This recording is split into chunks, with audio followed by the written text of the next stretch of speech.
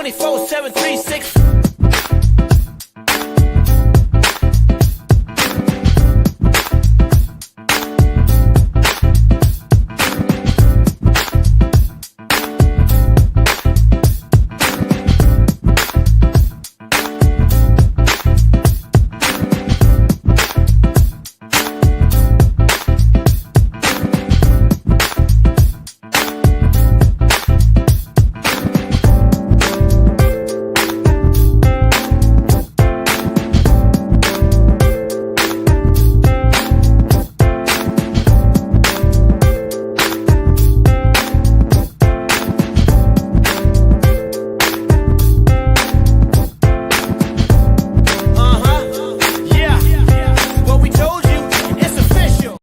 Ladies and gentlemen, welcome on into episode 141 of the Mancave101 podcast. Tonight, we got a lot to talk about, including the finale of The Penguin. We got some stuff to talk about, for sure. We're going to get into all that, your nerdy news of the week, your comics. But before we do, let me just introduce the guys live from the Man Cave. It's Kalo K, the Mama Wanna God. Leo, what's happening? Leo's got stuff to say about the Penguin, obviously. Spread love, it's the Brooklyn way. Big Chase, what's happening? Hey, bro, I just thought of something. 141, man. This show's getting long in the tooth for real, bro. 141, we old, bro. We old, bro. This show's getting long in the tooth, dog. I, of course, am your man in the chair. I come to you live from the new back cave, the better back cave, not this back cave.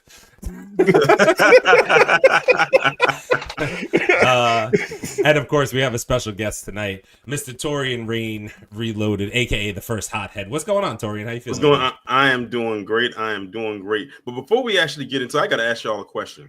Do any of y'all have Verizon? Yeah. Did y'all experience that outage the other night? Yeah. Man, listen, I was in there playing with my router. I thought my router was gone now. I was about to call Verizon, like, I might need a new router. Then I went on the X and it said, oh, there was an outage. Like, it went from New York all the way down to Virginia and even some parts of Kansas. Like, it was out for hours. I mean, it was crazy. Yeah, they're doing that new fiber optic shit. So it's going to be a while. Wait, mobile outage or like internet outage or both? Internet outage. It was internet. I had phone outage. Oh, you had a phone outage? No. Yeah, I had a phone outage. Mine was just the internet. So I had to use the network on my phone to use the internet. Shit. Yeah, my phone wasn't even fucking working. My shit wouldn't even turn on the other night. Wow. All right. Well, as we normally do tonight, we are going to kick it off with a cheers. Salute, gentlemen. Happy Thursday. I know there's a football game starting soon. Eagles, Commanders. I don't know. There's a lot of stuff going on tonight. We got a lot to talk about. Yeah, Jalen versus Jaden. That's how it goes. That's right. Yeah. So, yeah, we got some dope stuff going on tonight. Hope y'all, hang out for the whole show. We're going to get into the Penguin finale and all the nerdy news of the week. Before we do, though, Leo is going to get us started with the Comic Corner, a.k.a. his punishment of the week. Leo, you want to hit him with your weekly spiel about the Comic Corner, sir? All right, ladies and gents, this is the Comic Corner. So this is where we tell you what books you should pick up for the week. Either it's going to be a hot cover, first appearance, first team up, new suit, etc., etc. So if you want to make some money, make some flips, always buy one, cop one. Keep one, sell one, keep one, whatever which way you want to phrase it. But this is where we tell you where to get the books. That way, when you're actually talking to people like the nerds in this room, you know what the fuck you're saying. So, yeah, that part. Because there's a whole lot of shit that I want to get into tonight. So, also, this is my drinking game. So, like Aaron said, this is my punishment of the week. I've always been horrible with names. So anytime I get a name wrong, I have to take a drink. And tonight feels like a good night. Maybe. I don't know. Kind of stuff. It's going to be a great night. So have your overs and unders. Have your shots, pre-shots. If you want to join along, please don't let me drink by myself. Join along. And if you're a hothead, you can spam the fucking Leo drink emojis in the goddamn comments. Hell yes. All right. So first book of the day on the chopping block is all new Venom. number 39. Oh, wait, yeah, 39. Sorry. Number 39. This is the variant cover. This is the first cover appearance of an all-new Venom suit. So, like we always say, pick up the new suits. Since Venom The Last Dance had his last dance, you might as well get the new one. Oh, he had a last dance, all right. AKA Rachel's favorite movie. Rachel. All right, so writer is Torun Grunbeck. I'll take it. Okay. All right, cover artist is Carlos Gomez, and the artist is Cafu. Next book on the chopping block is G.I. Joe #1. If you G.I. Joe fans, we're back, baby. We're back. So, this is from Image Comics. This book has, guess, 49 variant covers. 49? 49. Why? That's crazy. Why? Why didn't you just do 50? Yeah, Like at that point, What's why didn't you more just, because 50 would have been too much. Yeah, like you know what I mean? Like that's way over the top and shit. 50. Like, oh, that's a lot. 48 sounds 49 sounds good. Yeah. This is just trying to get more money. That's all it is. So this is the first appearance of Risk. So you also have a first appearance, and this is they're bringing them back, the G.I. Joe, to the books. The cover artist is Tom Riley. The writer is Joshua Williamson. The artist is Jordi Belair. Y'all are not sending your best tonight. Yeah. Sure, Leo, it's sure. Belair. That's what I said, Belair. No, not Blair. Oh. Belair. I said Belair. He said Belair. I think he said Belair. I'm pretty sure he said Belair. Belair. Oh, this is so boring because Leo's getting them all right. I know exactly. All right. Next book on the chopping block is Conquest 2099, number 3. All right. So, oh shit, I got a drink. What'd you do? It's not number 1. Oh, it's number 3. There it is. First one of the night, ladies and gentlemen. Honestly, it's the best policy. Yeah, see, I could have just lied about it. Could have just lied about it. No, you See, I should have called the mulligan. But anyway, we got 2 variant covers in this book. We got one first appearance of the White Widow 2099, which is going to be very key for the future of Spider-Man coming up. So, all right. So the artists, we have Ibram Robertson. The writer is Steve Orlando. The artist is Jose Luis. And the cover artist is Lionel Francis Yu. What? I'm sorry. What was the first name you said? I caught that. I was waiting to see. I am stuffed up. Okay, I am stuffed up right now. It's Lionel. Okay. No. The first name, the artist. What's the first artist name you said? Abram. No. He didn't even say that. He still got it wrong. No, and that's the definitely artist is wrong. not right either, bro. What's the cover artist? What? The cover artist. Lionel Francis Yu. Who? Lionel Francis Yu. No. I am stuffed up, bro. That's Lionel. Man, please. Lionel, not Lionel. Not Lionel. I've been saying that they for the last 3 weeks, and you ain't getting that one. Mulligan. Lionel. Mulligan. I am calling him Mulligan. Say Lionel on the Jeffersons. I'm thinking about Lionel, but it's either way. All right, we got a reintroduction of Black Lightning is back in the books, ladies and gents. Ooh. Black Lightning #1. This book has 3 variant covers. It has a first team appearance of the new Masters of Disaster. So the cover artist is Frico Osoi. Oh, fuck me. Oh, see? Oh, fuck. What? Now see this. This is how it's supposed to go. This is how it's supposed to go. Frico Osio is the artist as well. Did you say Frico? Did you say Frico? Is that what you just said? Frico? Frico. Frico? What Oh, the Leo, hell? you're just making this night go better, and we're only 9.5 minutes in. Yeah, That's exactly. fantastic. Just keep Oh, going. fuck, man. The writer is Brandon Thomas. This shit is not going to go good for me. All right, next book on the chopping block is... Fuck, Jesus Christ, what the hell was in that? All right, Batman and Robin #15. This has two first full appearance of Memento, and it has a tab cover that you can get a preview to it in the bag. So they're doing these. So it's a new thing that you can scan like a barcode, and it tells you a little bit about the book. Oh, okay. Mhm. So this is one of the first iterations of that. This book has 5 variant covers. The artist is Javier Fernandez, or Javi Fernandez, if you like. Yeah, if you want to say it correctly, yes, you're right. Javi. Sorry. Writer is Philip Kennedy Johnson, and Javi Fernandez is the cover artist. And I'm about to be real petty, but Leo, you got to drink again because you forgot to put "and" between Batman and Robin. You just said Robin. Who's Batman Robin? Batman Robin. This is uncle cousin from his mama's side. Grandpa.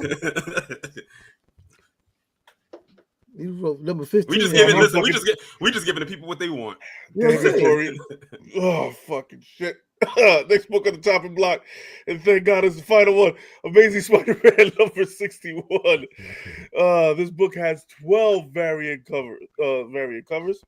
It's okay. So it's the debut of Doom-inspired Spider-Man suit.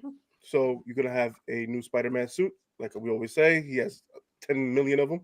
Is beginning of the 8th deaths of Spider-Man story arc. So you're gonna have 8 times that Spider-Man dies in these books, and it also has the first appearance of Centros.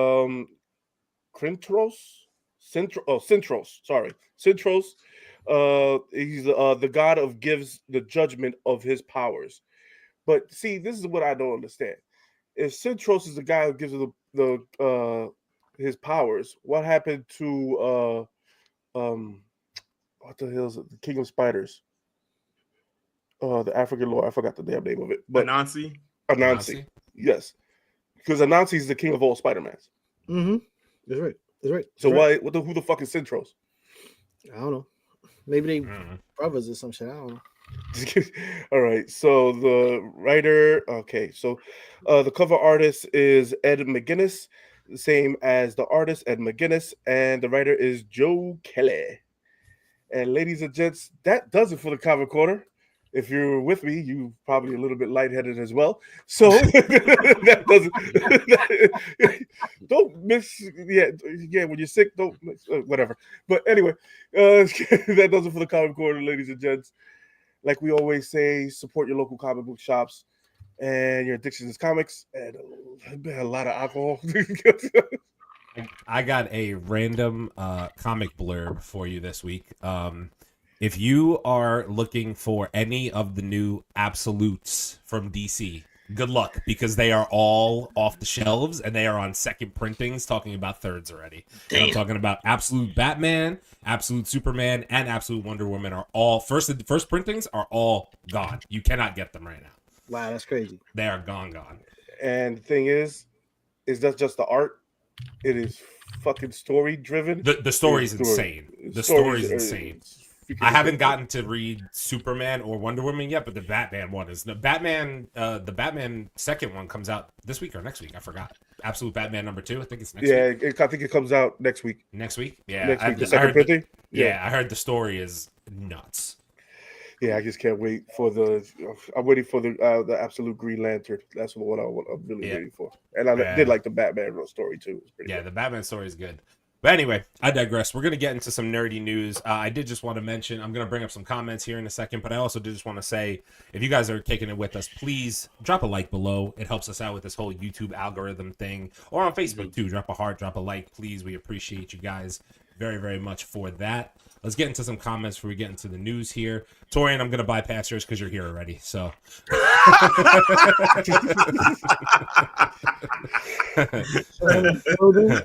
Hey, you know I got to do it whether I'm up here or not.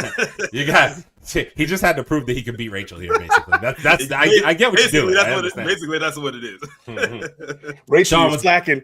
Rachel, you're slacking. Sean, what's going on, bro? Welcome on in. We appreciate you. What up, Sean? Rachel says, damn Victorian. Mike, what's going on? Mike Reynolds, what's happening, bro? How you feeling? What's going on? Happy Thursday. Fatal J, it's time. Welcome on in, Fatal J. That Penguin finale, though. Whoo, yes. Boy. Yo, Fatal. We're going to get into that. Don't even jump off right now. Wait, hold up. Fatal, if you're available a little bit later, you can hop on, brother. I was going to say, if you want to hop on for talking about Penguins, since you were here last week, bro, feel free. If you got time, whatever, let us know. I'll send you the link. Torian, salute. What's going on, Aaron, dope setup. It's not complete yet. This is kind of temporary. There's plans going on in the backgrounds that you guys don't see. So, but the walls are black, and it's everything that I wanted so far. So, there's more stuff to come. Mike says, "Oh wait, Optimum, but whatever. Oh, you have Optimum. Yeah, same. I have Optimum too. No outage over here." Mike said, "Start drinking, bro." Too late. You got. Go. See, Mike. You see Rachel? She's a hothead. I gotta follow her rules. And that's 4 Leo drink emojis for those keeping. Rachel, you're getting one. Shit. She's trying to get rid of the rest of whatever virus you got, bro. That's all. Yeah, fucking shit. Don't talk about Venom. Venom doesn't want to talk about Venom anymore. I ain't say it. I didn't say it. Fatal J says, I picked up that G.I. Joe. Which copy? 1 or 49? Or all of them? Yeah, it gotta be like it has to be one of those. Oh man, Fatal said Frico. Frico is crazy. Oh man, I picked up that Spider-Man cover too. Art is banging, but haven't read it yet. Dope. Let's see. Absolutes are going up even more when the Batman and Superman and Wonder Woman go in the public domain. Yo, let me tell you something. I have a thought on this. We have been saying so much that we are basically done with the origin stories of, the Superman, Wonder Woman, Batman.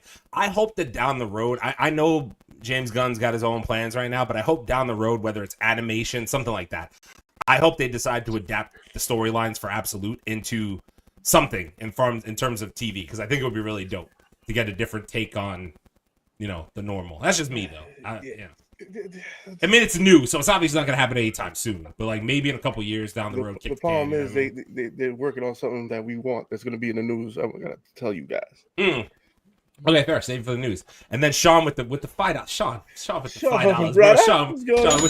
Sean, we appreciate you for the $5, bro. No message with it. We appreciate you, bro. Thank you so much. It's just the vibe. We appreciate you, bro. And without further ado, you guys know what time it is. We're going to get into the nerdy news. Before we do, salute, gentlemen. Again, happy Thursday. Drop a like down below. Sorry, that's how it goes.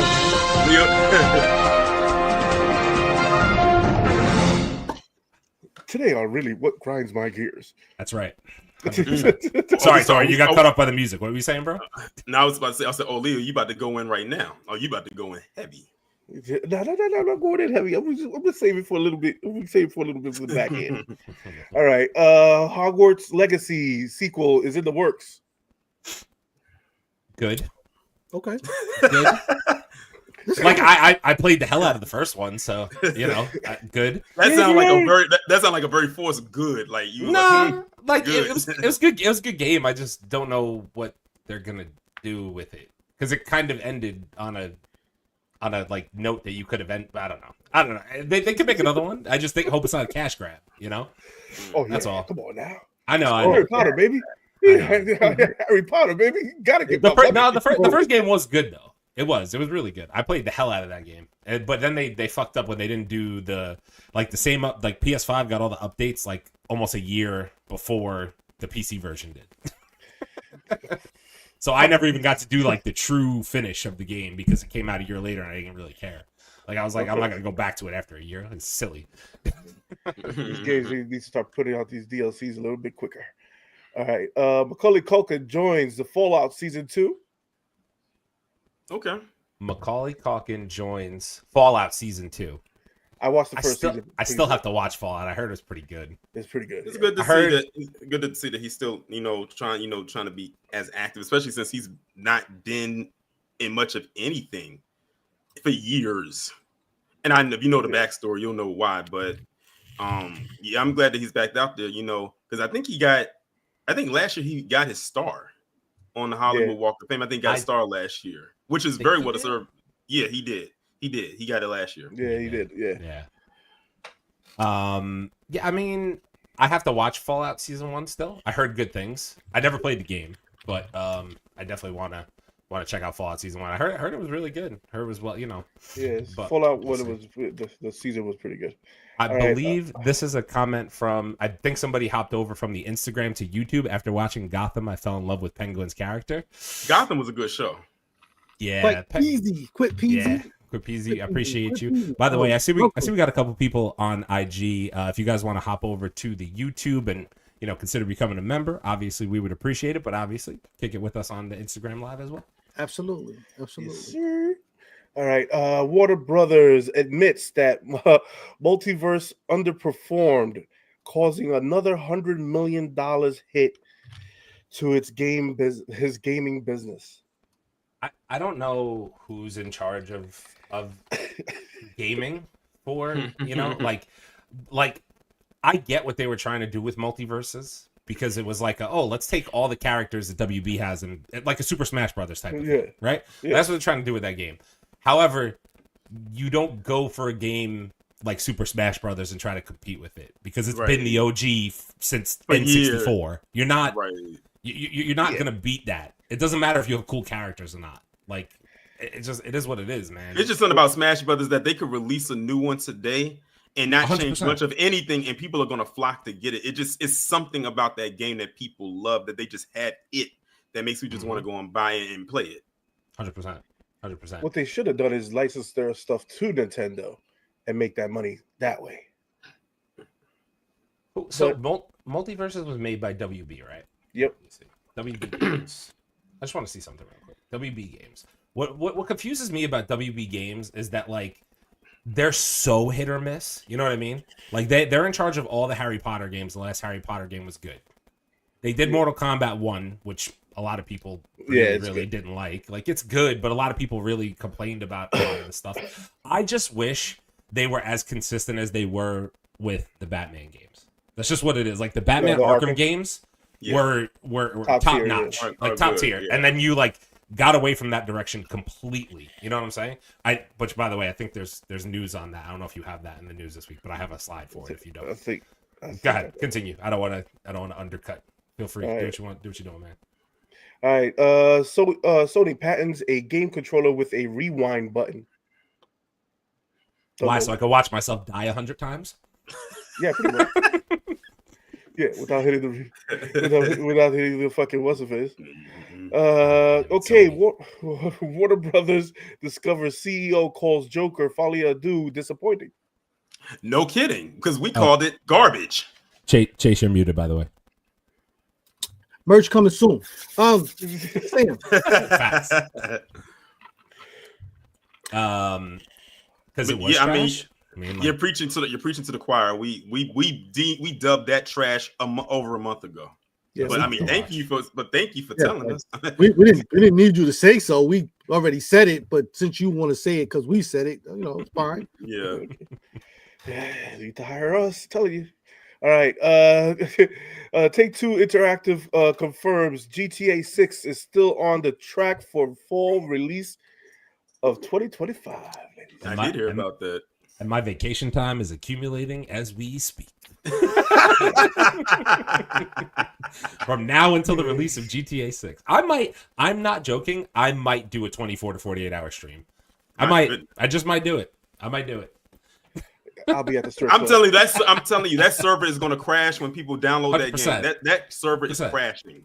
Yeah, 100%. I just want to be VR set strip club. That's it.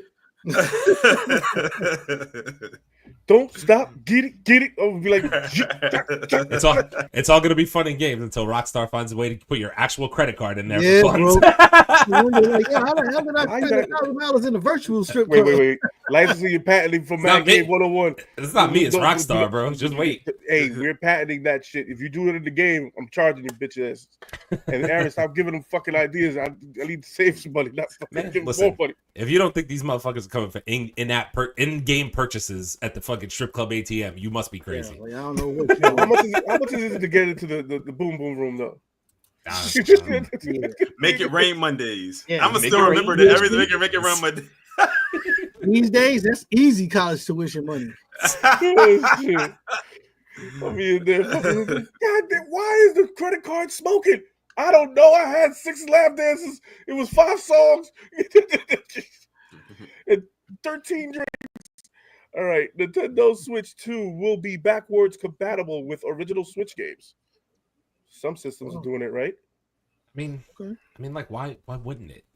That's the question I have. If you don't do it, you're just an asshole. Yeah, I think I think for the most part, most consoles, no matter if it's a handheld or it's like regular, do backwards compatibility for the most part. Yeah, they should. They always should. You know what I always question though? So like, I want to know how different the Switch 2 is going to be from the Switch. And the only reason why I say that is because like Nintendo really made like a pretty decent jump from like, it was the Wii to the Switch, right? I think the Wii to the Switch, right? There wasn't one in between that I'm missing. So like, but Nintendo always has like the same level of graphics. It's not like when you have a PlayStation 3 that goes to a PlayStation 4 and a PlayStation 5 in terms of the graphical jump in video games. You get what I'm saying? Like everything is still that boxy 3D Nintendo style. So like what's different about the Switch 2 from the Switch 1? Like what would make me go spend another $300 to $400 on a Switch 2? You know what I'm saying? Like probably add more fucking memory to the damn thing. Yeah, but you could buy memory for the Switch 1. Yeah, I know. They pulled the Apple and just scratched out the 1, put a 2, put it back on the shelf. Like I'm not hating. Like the Switch is a great. I have a Switch. It's great, and like they have some games on there that are freaking bang. The Legend of Zelda. They're doing They got the second one out. Those games are fantastic. Like they're some of the best games I've ever played. I just haven't had the time to really grind through them. But like those games are just really good. But like I don't know what I'm getting with the Switch 2. Like to me it's confusing because usually they don't do a jump until they come out with another console. You know what I'm saying? Like whatever's going to be after the Switch. You know what I mean? But, yeah, it's going to be hard for them to fucking see what they probably better the graphics on the second games and give it a better CPU and a better graphics card. And then they're doing a $250. Well, I don't know if it's them, but somebody's doing a $250 N64 4K. Yeah. Which I'm like, I heard about that. Like it's cool, but I'm like, yo, $250 for a goddamn N64? Like it's how crazy. much did the 264? I mean, how much did that's a 264? How much did the N64 go for back then when it first dropped? I think it was like 200. It was like $120. I want to say. The N64 was originally intended to be priced at $250, but was launched in the United States in 1997. God damn, I'm old for $199. Yeah, $20. Yeah. God damn, I'm fucking old. 97? Shut the fuck up. Oh, fuck, bro. Yeah, how's that for long in the tooth? God damn, that shit came out so long ago. More like long in the saber tooth. Yeah, that was back when you had to. Oh man, remember when the cartridges got fucked up? And and blow hard into that cartridge to the point where it would whistle. Yeah, I'm not talking about. Yeah, motherfuckers don't know no suffering like the regular Nintendo. The Nintendo. You had to blow into those too, and also back when you had to actually buy memory cards to put into the slot. And you actually had the cord. Every controller had a cord. There were no wireless controllers. If you wanted to play online, but there was no online gaming. So what you had to do was take your system to your friend's house and hook them together and link them to 2 different TVs. It was a task. It was a task back in the day. Listen, I don't feel sorry for none of you. You don't know pain until you played the Atari system for like 6 hours and that thumb get that cramp right there. And now you're trying to use your other thumb, but you light-handed and you're trying to use your left thumb. You don't even know what pain is. Or cramp when you at the arcade and you moving around that knob and banging on that button at the same time. That was the first time you had to multitask. Like was doing all of this. Yeah, then you get almost getting carpal tunnel. These kids don't know nothing about gambling in the fucking arcade. They don't know nothing about it. Well, I saw it, but I didn't indulge. I mean, come on now. You gotta put your quarters up there and talk some shit. You gotta put it just cheese the shit out of somebody. Okay, so we got the episodes list for the Stranger Things. Okay, so the first episode is The Crawl. The second episode is The Vanishing. The third episode is what the fuck? Wait, hold up. That's the name of the third episode? No, the turnbow trap. Sorcerer. This is the fourth. Shock jock fifth. Escape from Kamazoto, whatever the fuck. Kamazos, whatever. Uh-huh. The bridge is number 8. Number 7, and number 8 is the right side up. Okay, do we have a release date? I mean, I think that's the better question. When is this coming out? Because the kids ain't kids anymore. They're not. They're really not. No, they haven't. Because I think they're done. I think they might be almost done. Because I know they dropped the teaser, like a title teaser, like last week, if I'm not mistaken. So, and it is coming out next year. I can't wait. It's the last. I can't believe it is the last season of this show. Yeah, crazy. In season 4, that's going to be hard to top because season 4 was phenomenal. Mm-hmm. They're gonna be so freaking busy with this to get more money out of it, and these kids are getting old, so they have to. We can barely call them kids anymore. Some of them are like 20. Yeah, the actress who plays 11 just got married not too long ago. Let that sink in. She did. Goddamn. Yo, can we talk about 2025 TV series that are coming back, man? Like Stranger Things, The Last of Us season 2. Freaking Daredevil Born. I'm telling you, Daredevil Born Again is going to be a goddamn. I'm calling it now. That's going to be Marvel's best project next year. Hey, hold up. You got Daredevil Born Again in the news? Yeah. Okay, so we'll wait because there's news on that. There's news on that. We have a couple of questions in here. Let's see. Kevin Davis, welcome on in. We appreciate you hanging out with us. Do you think DC Creature Commanders would be a success for HBO Max? I think it's going to be really good. Absolutely. I think it's going to be really good. DC animation is. Yeah. It's top notch. You don't have to worry about their animation department. They pretty much get it right every time. They got it right. Yeah. Even though fucking whatever. Creature Commandos comes out in like 2 weeks. It comes out in like 2 weeks. James Gunn's had his hands on it. Yeah, but it's gonna be good, Leo. I'm telling you, it's gonna be really good. That's why you worried about it. It's gonna be good. That's the only reason why I'm worried about it. I saw James Gunn's name on it. That's why I was like, yeah, God damn it, no. Nah, he's got good voice actors. That shit looked funny. I think it's gonna be like adult tones. I think it's gonna be good. It's definitely adult tones. This shit's gonna be like Invincible. That's what's also coming out next year. Invincible season 2. Yeah, with no mid-season break.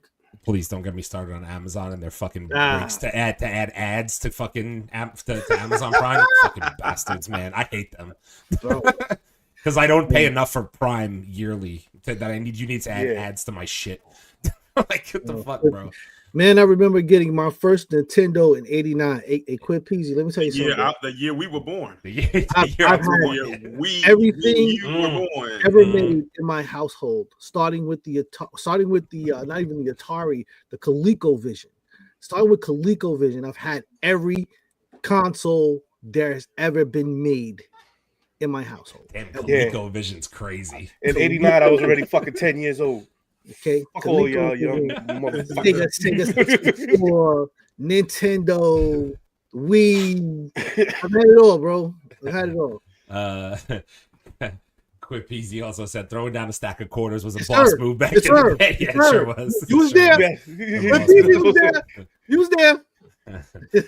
Kevin Davis said, "Do you think Sonic 3 is going to outperform Sonic 1 and 2 at the box office?" I think it has a strong chance. The only thing it has working against it is because it's up against Mufasa. Yeah. They both come out the same day. Yeah. So that's gonna if it doesn't make as much, it's gonna be because of that, not because it couldn't do better. It's because it's going up against that, and I think the box office is going to be split between both of them. Like, it's not going to be one doing better than the other, or they can't say, oh, this one did bad because it wasn't good. It's just that they coming out at the same time on the same day. So either way, Sonic 3 I think is still going to be good. And I'm gonna say this right now, I'm putting it down right here. Sonic 3 does its thing. Sonic as a franchise will go down as one of the best game adaptation trilogies ever made. Definitely. And also want to see colonizing white lands. Hey, Leo, do you have any Sonic news? I think so. I think I have Sonic news. Okay, Dude, it's all over the place. Just for reference to this comment, Sonic the Hedgehog, the first one, grossed $320 million, and Sonic the Hedgehog 2 grossed $331 million. So those are underperforming because those are good movies, bro. No, I'm not saying they're not, but you have to remember, like, animated movies tend to hit or miss. You know what I mean? Like, they don't really ever, like, even a movie like Spider-Verse didn't make, it didn't make half a billion. I don't think. Right. So wait, Spider-Man 1? Yeah. I don't think Spider-Verse. Let me go look. So basically, you know what? I think I'm gonna just throw it out there, even though I said it's gonna be a split box office. If Sonic can get, what's that? No, I said Spider-Man Into the Spider-Verse grossed $384 million, and Across the Spider-Verse grossed $691 million. Holy shit. And the reason why that movie did not make more money is because of the timing it came out. It came out with so many other movies around it. If it was a movie that came out just by itself, that movie could have grossed $1 billion easily. But because it came out when you had G.I. Joe come out right after it, then you had, wasn't there a Transformers movie around it too or something like that? It was a whole bunch of So you had like a bunch of stuff. Oh, The Flash came out too. Nah, that's one. You almost made me do the. I'm just saying, man. Like, The Flash came out too. It was the greatest movie. Listen, that was a non-factor. I mean, at the end of the day, it just was. Those is gonna be shit. No, it's not. Stop. Yeah, but yeah. Chase, did you have a graphic 16? Oh, the big box with the fucking hard ass case, bro. I think that's the one you're talking about because I know I have. I remember the graphics 16. I didn't grab the graphics 16. Turbo graphics 16 console. I think came out around the time the Sega or the Sega 64 came out, because one of the Sega consoles. No, my bad. It's the Saturn, wasn't it? There was a Sega Saturn. The Sega Saturn had the disc. I had a Sega Saturn. I think the graphics came out around the Sega Saturn.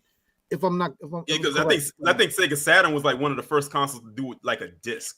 Like it was the cartridge. Yeah, but Sega Saturn, there was a problem with it. I don't remember what it was, but there was some controversy with the Sega Saturn. It was kind of a failure and whatnot. Did y'all have a Game Gear?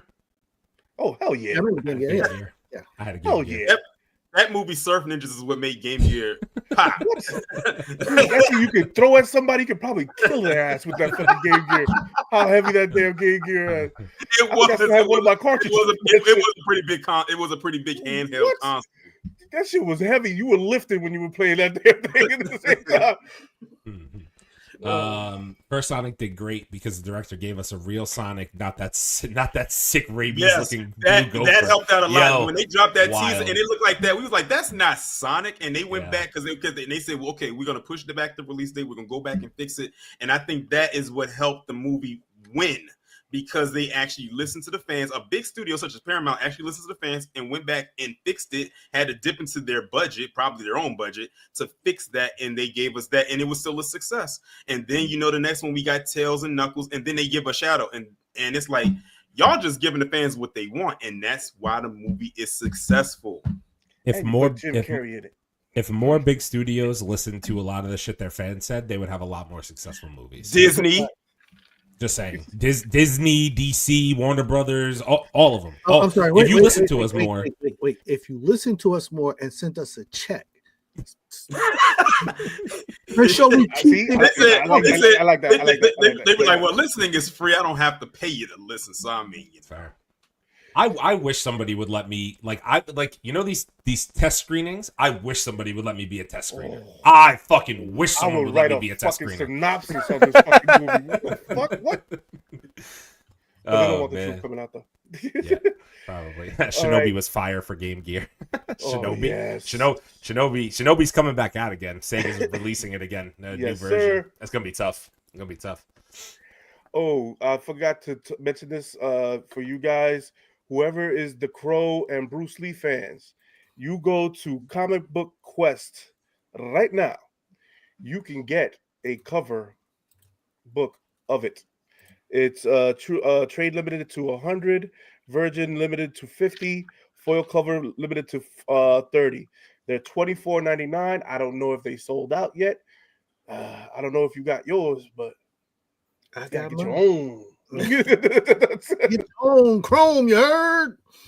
You gotta get your own. But yeah, so definitely you should be picking that up. Okay. I'm gonna talk a little bit of sports. Dak Prescott came out with a tequila. I hope it breaks his Achilles tendon too. Sheesh. Tell him how you really feel. Yeah, Why you so mad, bro? Tell him why you mad, son. Fuck Dak. Fuck Jerry Jones. Did you, But I won't disagree with you on the second one, Master Jerry. did you see some of the comments under the tequila were hilarious. Oh yeah, dude. When you drink the tequila, do you fumble with girls? You throw when, you, punches when, every you, fucking day. when you pop open the tequila, do you throw a pick six? I I was dying, bro. I was like, yo. How much is Dak Prescott charging for his tequila? I have to go look. dude, I am not fucking. I would. What? I wouldn't. I mean, like, Leo, you know you want to indulge. I'm just. I gotta curious. Let's see. He has three. So Blanco $70, Reposado $90. What the hell is Cristalino $100. Not worth the fucking penny that it's By the way, it's a 750 milliliter bottle. They can kiss my ass. That seems like a lot. Kiss my ass. Fuck that. All right. Okay. Timothy Chalamet. Chalamet. My good. You never get that man's name right. Drink. God damn it. Never get that man's name right. So what's Timothy Chalamet doing? Could make it a debut in the MCU playing a villainous Harry Osborn in Spider-Man 4. For some reason, I can see it. And two. I can kind of see it. However, I'm gonna say what I'm gonna say and leave it here. When you get people to cast these roles that have already been done, and he has to fill the shoes of Mr. William Dafoe, best of fucking luck. Because those are big shoes to fill, despite those movies maybe not having the best scripts and all that. William Dafoe is fucking Wait a minute. No. Harry Osborn. No, I'm sorry. James, I fucked up. James Franco. James Franco. Sorry, James Franco. Oh, then that'll be real easy then. Why is he giving me the Zoolander look? I was gonna say I fucked up. I fucked up the characters. Harry Osborn. I had to think about that. It's my fault. No, it was me. It was my fault. Yeah, I mean, okay, so he'd be the best friend. Yeah, Harry Osborn. Interesting. You know what? I don't hate it. I don't hate it. I can see they wanted to get with fucking what is it called? Who's Spider-Man's girlfriend? God damn it, I always forget. Zendaya. Love her. Yeah. She's trying to get another, you know what I mean? Stop. You know what I mean? She's trying to have 6 instead of 4. Yeah. That's what I'm talking about. She into that shit. But like, how is that? Like, I'm curious though. How's that going to work with Spider-Man 4 when, like, everybody's forgotten who Spider-Man is? So like, is Harry Osborn just gonna like that? That's my thing. Like, how's that gonna? We're gonna get different Spider-Man in this, so if you get the other 2 Spider-Man in it, maybe it could work. It's Sony. I think I see what you're saying, but it's Sony. But it's the MCU still because it's Spider-Man 4. Exactly. So, okay, why Venom 3 might not be a flop after all, despite the soft opening weekend? The international sales are doing pretty fucking good. Of course they are. Of course they are. It might not. It might make money. Maybe. It's probably gonna make money. I don't know. I said what I said on. I've gone it on this movie too much already. It's fine. I just a little bit more time with the other symbiotes would have made me happy. Just a little more time. Would have made everybody fucking happy. Just would have made me happy. That's all. And also him not calling himself the Lethal Protector because he hasn't acted like Lethal Protector the whole fucking time. But anyway, besides the point.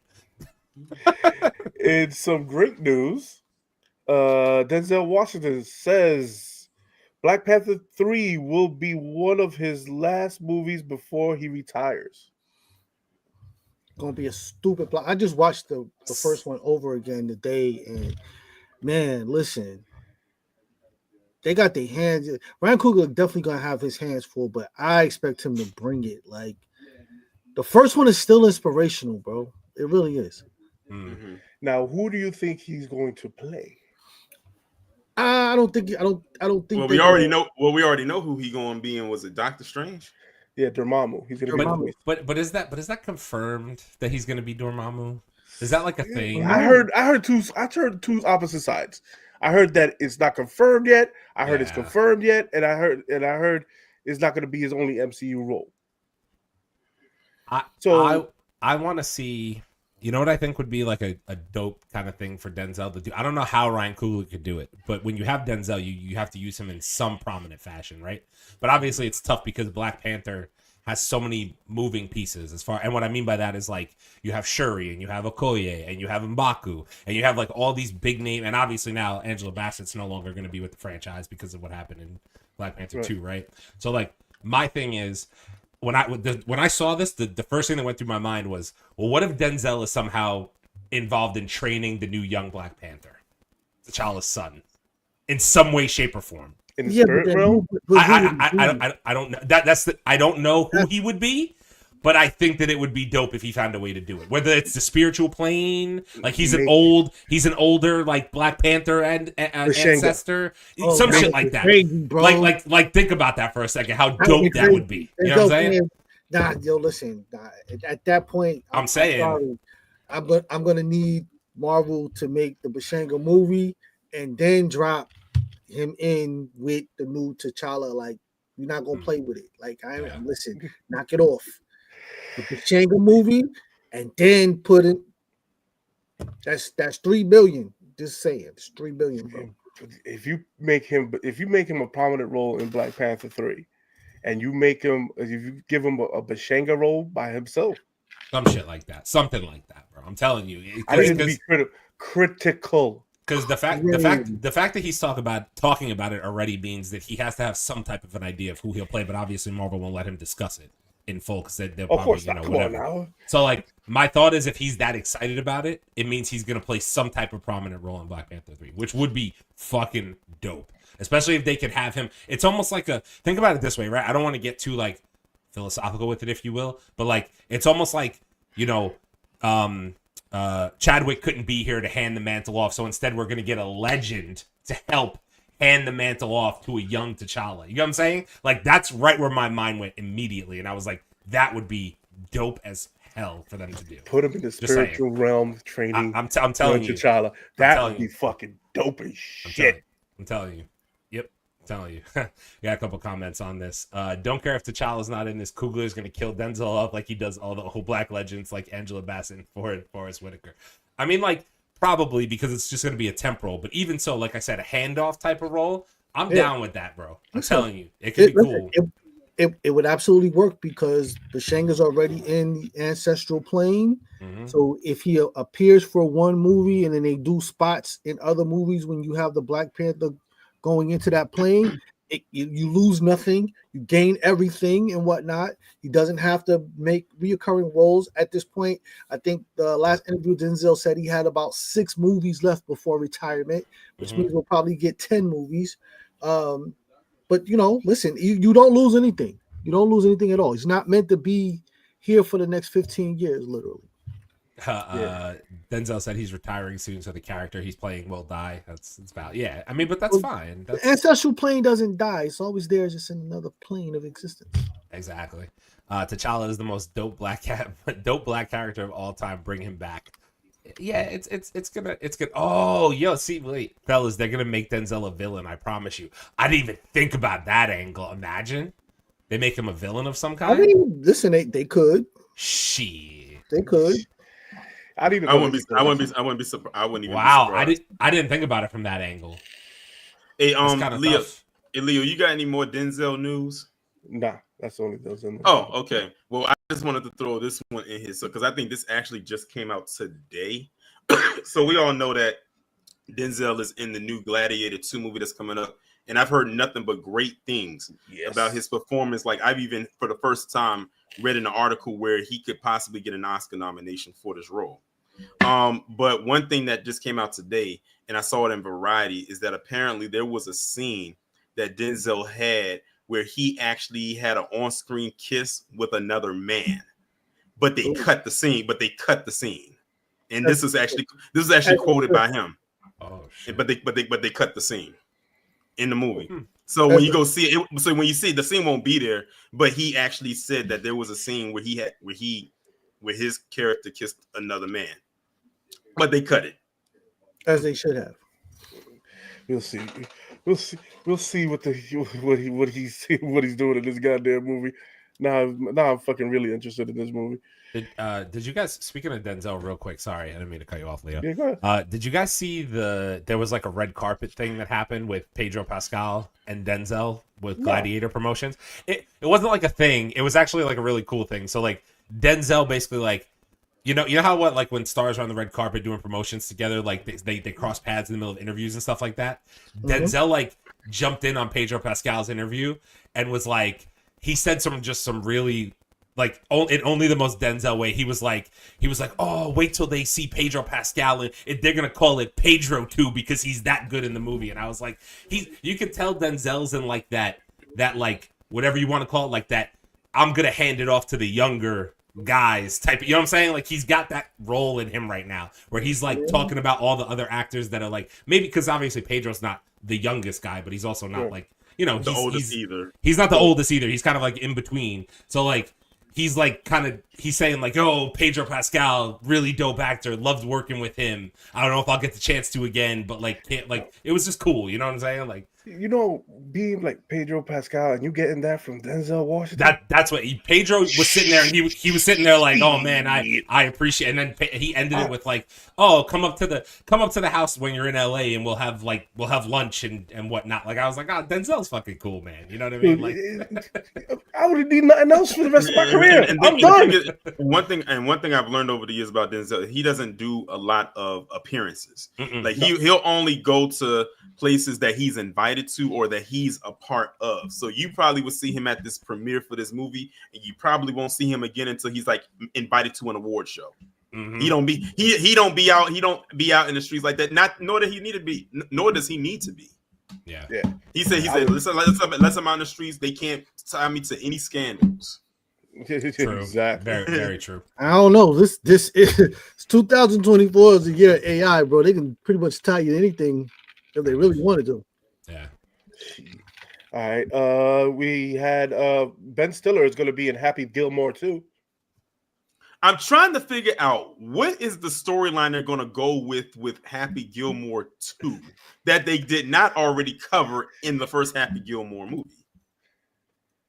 They can't use Bob Barker anymore. Well, we know that. Go get if they want to do that, do the Price is Right. Go get Drew Carey.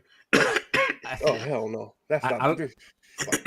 I don't know how you guys feel, but like early Adam Sandler for me, bro, was like some of the funniest shit I've 90s Adam Sandler. 90s Adam Sandler was like just peak comedy for me. Between him and Jim Carrey, I mean, it's like if you didn't get a Jim Carrey movie, you got an Adam Sandler movie. You didn't get an Adam Sandler movie, you got a Jim Carrey. Speaking of Jim Carrey, I just realized Jim Carrey had a big 1994 year. And this is him coming straight off of In Living Color. This man had The Mask, Dumb and Dumber, and Ace Ventura: Pet Detective all come out in 1994, and every last one of them were a hit. Yeah. He was in his bag. Yeah. And Adam Sandler, he had Happy Gilmore, Billy Madison, Big Daddy. What else did he have? I mean, he had quite a bit. Just Bulletproof. Classic. Yeah, this all dude. But the thing is too many people are too fucking sensitive right now. You can't make half of those fucking movies anymore. 100%. You can't make those movies anymore. You can't. Yeah, isn't it crazy how we've literally come to an era where certain movies could never be made? Oh, but certain shows too. That's what makes me mad, right? Is that like I was just gonna say, Adam Sandler, like, I hate to say it this way, but he kind of like sold out to Netflix and just made a bunch of cringy bad comedy movies back to back to back to back. And I'm like, bro, but I get it. Like, you're still trying to get paid. I think Uncut Gems was like the last Adam Sandler movie that I watched that I thoroughly. Wait, you haven't seen Grown Ups yet? Grown Ups is pretty good. Grown Ups 1 is really good. Grown Ups 2 is trash. So where's Come on, Nah, Grown Ups 2 is garbage. Stop. I don't Shaq was in there, bro. Yeah, Shaq was a bald police officer in the fucking movie. It was stupid. Goddamn right. And Stone Cold was in it. What? At least he wasn't wearing a steel costume. This is actually a really good question. Who's a better actor than Denzel? I mean, it's a short list, if any. The only people that could talk to him is Tom Hanks. I was gonna say that's it. Tom Hanks, Anthony Hopkins. Yeah. Anthony Hopkins. Yeah. I mean, like Hopkins, Al Pacino. Al Pacino. I don't know that, but I don't. It's a real short list. De Niro. But look at who we're pulling from. We're pulling from a certain era. We're not pulling from anybody from this current era. We're pulling people from like there's nobody from that era that Denzel dropped. I would say is better than Jack Nicholson. But Jack still, I'm just saying, like. But I mean, okay, and I hate when I don't know that he's better because they're all unique in their own way. 100% agreed fully. But I'm talking about career wise. Well, Denzel. The people that can talk to Denzel is those fucking Denzel is a minimum top 10 actor of all time, and that's me being I'm being like, I'd have to really see a list. You know what I'm saying? Like, there's no way he's not everybody's in the top 10. He's in everybody's top 10. Like, whenever people think about like best actors, Denzel's name is always going to pop 100%. Up on somebody's list every single time. The only person that was close was Chadwick. Only person. Yeah, but so young in his career before he died, though. That's the problem. He didn't have the portfolio. He was on that. Yeah, but with what he had, with what he did in his career, in the short time that we did have him, he was killing it in every role that he was doing. I mean, they kept hiring this man to be all the Black History figures. Yeah. He was about to start becoming the biopic king. Yeah, and he was gonna do that. Yasuke. He was going to be Yasuke. Yo, listen, somebody's going to put this together. But they already said that they already got a director to do the live action Yasuke. I forgot who it was. It's an African director. Yeah, and I've heard of him before, but I can't think of his name. I'm curious to see what that is. So they about to get that off the ground. All right. Fantastic Four First Steps will feature TVA. Also, they want the Fantastic Four to help them build a multiverse arc to round up all the anchor beings and prepare for the end of the multiverse. Supposedly, this is rumor. Well, I'm going to say this. Marvel at this point has to learn from their previous mistakes. And there's a lot of them. Do multiverse, but don't make it so deep that it gets too deep because you're going to lose that general audience that's going to put you in the $1 billion, lane. Like, there's not really wrong with the multiverse. The problem is that you had to be one of us to understand what's going on with the multiverse. A lot of people got lost, which then in turn, you lost a lot of people's attention. You have to keep this thing simple. People got to be able to say him, her, him, and follow the storyline. And this is where it got crazy. And what's crazy is also, like, as much as I did like Multiverse of Madness, the one thing that I didn't like about it is that the title of the movie is called Multiverse of Madness, but you didn't properly explain the multiverse in that movie, and you had a character that could jump through different universes. That would have been the perfect, America Chavez. Like, that would have been the perfect anchor to explaining how that worked. And it's like when and the thing is, he briefly explained it, but not enough to the point where people was like, okay, I get it. And every other movie that followed after that should have followed that benchmark from there on. Because really, when you're thinking of the multiverse saga, that was supposed to be a launch pad with that movie going forward through the rest of the saga. I don't know. They just somewhere lost their way as things started going on. Things just started they just started throwing everything to the wall to see what stuck. Some things didn't even go there, even with the movies and the shows. I don't know. I think it was a sync problem because you're not only trying to connect movies, but now you're trying to connect Disney Plus and all the other little things that came out, with that. And the problem with that is I might have went to go see the movies, but I might not have Disney Plus at home, or I don't have, I have Disney Plus, but I never go to the movies. So now I have no idea what the hell's going on when I see, Kang, when I'm like, what is this about? You know what I'm saying? Secret Invasion. What if I went to the movies and don't have Disney Plus, like, well, what the hell's going on in here? You know what I mean? Like, got to connect this shit. But don't you think, to your point, Disney and Marvel, I should say, is already kind of doing course correction in this sense? And what I mean by this is, like, right, you saw how, like, almost, now obviously the Jonathan Majors thing, that's a whole random thing that they couldn't predict was going to fucking happen, right? And they kind of was out of their control. They could have said they would have kept them, but it would have caused them more headache than it was worth to them at the time, right? That's my opinion. But, like, what I'm trying to say is they already kind of course corrected by doing what they've done recently. We've already heard rumors that the multiverse is coming to an end by 2027 and we're going to introduce the X-Men. You know what happened? X-Men 97 came out and it was a fucking hit, and they said, oh shit, people want the X-Men back. Damn, we gotta get that shit going. So let's end the fucking multiverse and prop that shit up in 2027. But then they said, how can we make money on the way out the door? Oh, let's bring Robert Downey Jr. back as Dr. Doom. That's a face people know and love. We'll get him back as Dr. Doom. We'll end the multiverse on a fucking high note. Make $1 billion with the Russo brothers, and then we'll kick it over to the goddamn X-Men, which is what people want anyway. So yeah, Marvel's not stupid at the end of the day. They see the dollar signs. You know what I'm saying? Yeah. And they're going, oh, this is what the people want. We're gonna fucking do that shit. Yeah, it's still not. But does the multiverse actually die? Because you still have to do fucking Secret Wars.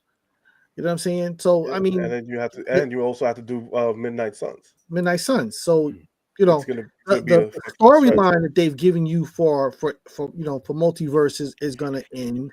But this multiverse thing is here, and they can't get rid of it because it's the only way to explain certain things in these storylines. Yeah.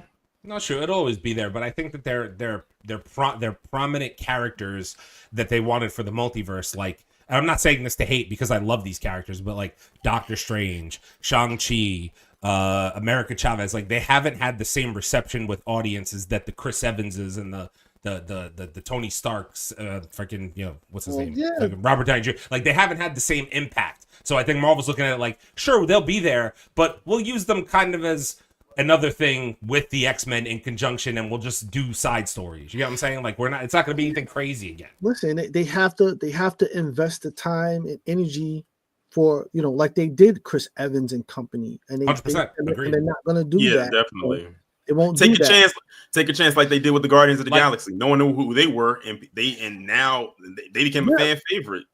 Yeah, but the thing is, we also got to remember the Eternals thing. We can't get too geeky because none of these motherfuckers know what a book is. Well, that thing is on your shelf that has a top first cover on the bottom cover. That's why a lot of people didn't like Eternal, because they was like, I don't get it. They was like, because it was outside of the Marvel formula. But all due respect, Eternals as a comic book was not for everybody. There's just a lot of layers there to kind of get through. There's a lot of characters that, as a comic, it was kind of popular, but it wasn't as popular as something as simple as the Hulk. Everybody understands the Hulk smash. He's strong. He's going to smash something, and people just drew that. The Eternals is a little bit more complex of a read, and so the movie is definitely going to be like, especially we're getting something in the Thunderbolts about it, and we're also getting something in Brave New World, supposedly. The Hand. Yeah. They're finally addressing that hand, and I think the hand is connected to. I think the hand. That's where they said the adamantium is coming from, and we know adamantium is connected to Wolverine, and Wolverine's connected to the X-Men. Yeah. Doctor Strange and the Multiverse of Madness made more money than I thought it did. It did. It almost made $1 billion. It almost made $1 billion. Yeah. I didn't realize that movie almost made $1 billion. Yeah. No wonder why Doctor Strange is getting a third movie. Yeah. And to be honest, they kind of cheapened Doctor Strange. They did. If you've ever read any of the Doctor Strange graphic novels and stuff like that, like Doctor Strange could be a $1 billion franchise in his own universe. Marvel, just by who he is and what he does. Marvel has such an opportunity to do something really cool with Doctor Strange, because when they left him as Darkhold Strange, he's gonna become really fucking cool if Marvel does it right. If Marvel does it right, if they take the risk, he's gonna be cool if he's go Darkhold dark, Strange. Marvel. Just go dark with it. Just go. You know what? Y'all remember? I don't know. Did y'all do? Then when y'all did a gauntlet, didn't y'all have Scarlet Witch in one of your gauntlets? Yeah. The ladies' gauntlet. The ladies' gauntlet. Who else, if you can remember, was in that gauntlet? I know the last opponent was Wonder Woman. Yeah. Okay, that's all I know. It's a good thing that you did not put Monica Rambeau in that gauntlet, because I actually just learned that with her ability and her power, she can actually go toe to toe with Wanda at full capacity. No, because no fucking way. No. Like I actually looked it up. Like with her power, because of the energy and all the other stuff that she can do, she could go toe to toe with Wanda. Now, if she's beating Wanda, I'm not sure, but she can actually go. But she can actually go to at her full power. Not Wanda? Like now, clearly, not now, clearly, but okay, yeah. That's why I said I said Monica at her full power, like how Wanda is. Well, shoot, Wanda's not even at her full power with that Darkhold, because we still don't know how much power she can get. But I was looking it up and I was like running it down. She can literally go toe to toe with her. She could try. You got to realize one thing: the power that Wanda has. Okay, there's not a lot of people who sit on that list. The reason why I said that is because Monica. The reason why I said that is because Monica Rambeau's power are almost synonymous with Blue Marvel's powers. Yeah, it's some slight differences, but they're almost synonymous with each other, and we know how powerful he is. Blue Marvel, yeah. He's actually kind of right. I mean, you gotta remember, like we because we know Monica Rambeau as Photon, everybody's just assumed that her powers have to do with light, but her energy is cosmic. It's not just light. And the problem is that they've never really kind of discerned what the actual level of everything is. You got to realize Wanda broke the comic books. There's no answer for Wanda. None at all. Not current iteration. There's no answer for Wanda. Nobody stands a chance against Wanda. And they had to fucking power up the Incredible Hulk. What about Franklin Richards? Not even close. No, I think Franklin Richards is stronger, isn't he? Not even close. I was just looking it up. They have, if you look at most lists, they have Wanda like in the high tier of Marvel characters in terms of power levels, but there are people stronger than her, but not that we'll see in the MCU anytime soon, I would assume. Yeah, because you have to realize Wanda's power is instant. No charge up. No build up. No, I'm gonna do this. She thinks it. Done. Yeah. That's how she beat. And that was just with the Darkhold. Wanda is a celestial being right now in the comic books. In the comics, in the comics. If you get her in the comic books now, if I say if she gets Photon with the black hole now, she could probably stand a chance. But you gotta realize her full power now. I'm going as based off the comic books as now. So based off the comic books as now, it's hard. And the problem is she always comes back. Well, man, you know what? I know one that probably could go toe to toe with Wanda, and that's Dark Phoenix. The thing is, if you kill Dark Phoenix, she always comes back. They like cancel each other out at some point.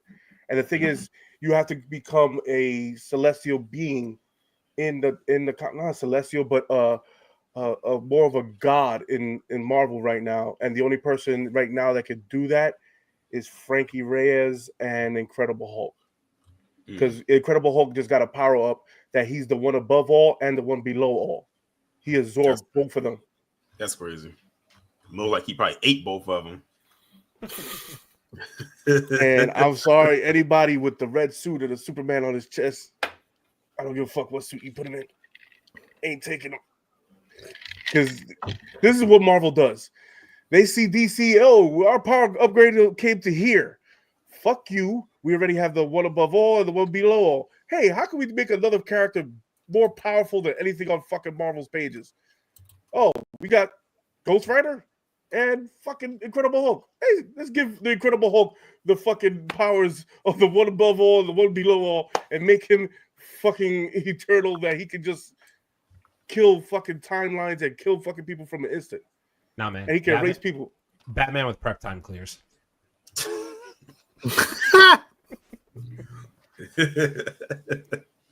fucker. Just saying.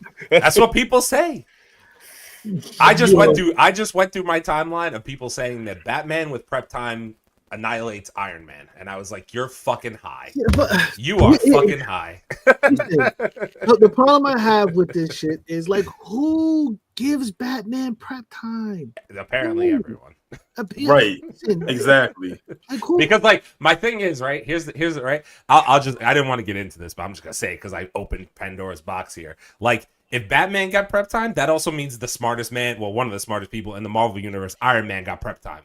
He gonna fucking make a suit that's gonna counter whatever Batman's countering back.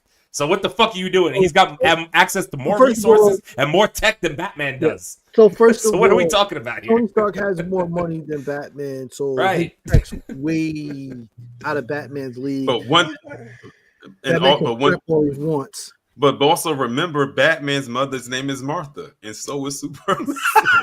I will never let that one die. One for Torian tonight? Damn. Wild. God, that seemed fucking... That was just a waste of fucking acting. See, why would you say that name? See, now you got me started. Fucking Ben Affleck. You guys came in as your fucking Batman. He fucking sucks. Oh, he's not that bad. The script was bad. He's not bad. That script was awful. Batman vs. Superman is one of the worst scripted movies of all time. It's the worst script I've ever fucking heard in my life. Ben Affleck's not that bad, I'm telling you. He's not that bad. Yeah, he's not that he's bad. Not. As Batman. It's not that bad as Batman. I liked his Batman because he was more ruthless than any other Batman we've seen in another fucking movie. That is true. Yeah, he was more ruthless. 100%. You can't disagree with that. He was more ruthless than Vengeance. What? Well, no shit. Vengeance is not ruthless at all. He's emo Batman. That's different. He can't fly off the building. He can't be ruthless. I'm saying though, that Batman is the most. I don't know how you like the most ruthless Batman we've gotten in any film has been Ben Affleck's Batman. And his suit was fucking dope. Call it what it was. His suit was dope as shit. That warehouse fight in BBS was fire. But 89 is that's a whole different thing. Of course not. He was wearing Jordans. That's the best Batman suit ever. One thing that held Michael Keaton back was the fact that he did not turn his neck. He had to turn his whole body within his suit. Hey, Batman, over there. I will still say that as much guff as I give DC, I still think the best fight scene I've seen from a Batman is Affleck's warehouse scene. Whatever I just said that. That is the best Batman fight scene I have ever seen. Yeah, best Batman fight scene I've ever seen, by far. Not even close. That was a nice fight scene.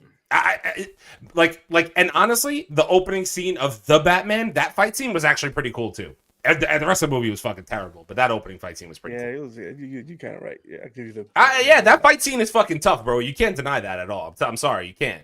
Wait, but also you had the Christian Bale just got the best villains. The best people to fight. He got the best villains and scripts, but he wasn't the best Batman. I'm sorry. He did have a good fight scene with the Joker in the Joker movie. Yes, he did. When you actually got to see him use his fucking tech in the when they had all the people in the building, and he had to use his fucking tech to see where they were. We're gonna have more of a discussion about Batman in a little bit when we talk about Penguin, I assume, because there's some shit to discuss about the Batman. Oh yeah, too. yeah. Okay, just saying. Anyway, let's get through the news and then we'll talk more about fucking Batman. All right, I'm gonna cut through all this shit. All right, this is gonna be rapid fire. Hulu teaser trailer for Alien Earth series just dropped. You gotta watch that. Okay, I haven't seen it yet. Okay, Xbox handhelds are in the works, but they're years away. It's stupid. Oh. Isn't Xbox bankrupt? I'm confused. They're supposed to be. I'm confused. Anyway, all right. Disney faces $36,000 fine after lighting technician dies on their set of Wonder Man when he fell through a rotten catwalk. Wow. That's crazy. insane. Yeah, actually, I forgot I had that on here. 36.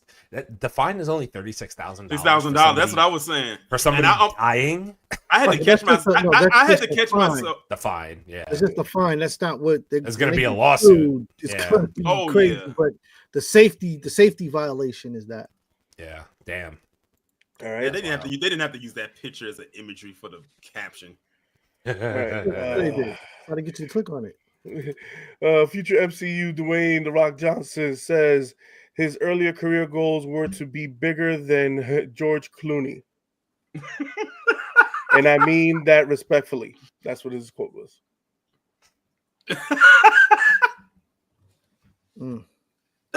I literally have nothing to say to that. That's why I started laughing because I was like, I have nothing to say to that at all.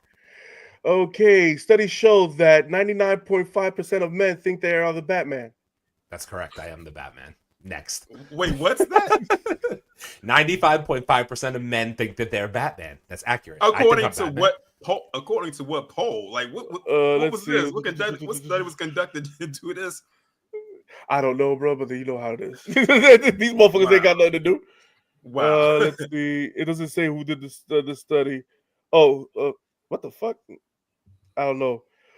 From TMZ and Hood News. Correct. Okay. I'm Batman. Well, I'm in a cave right now.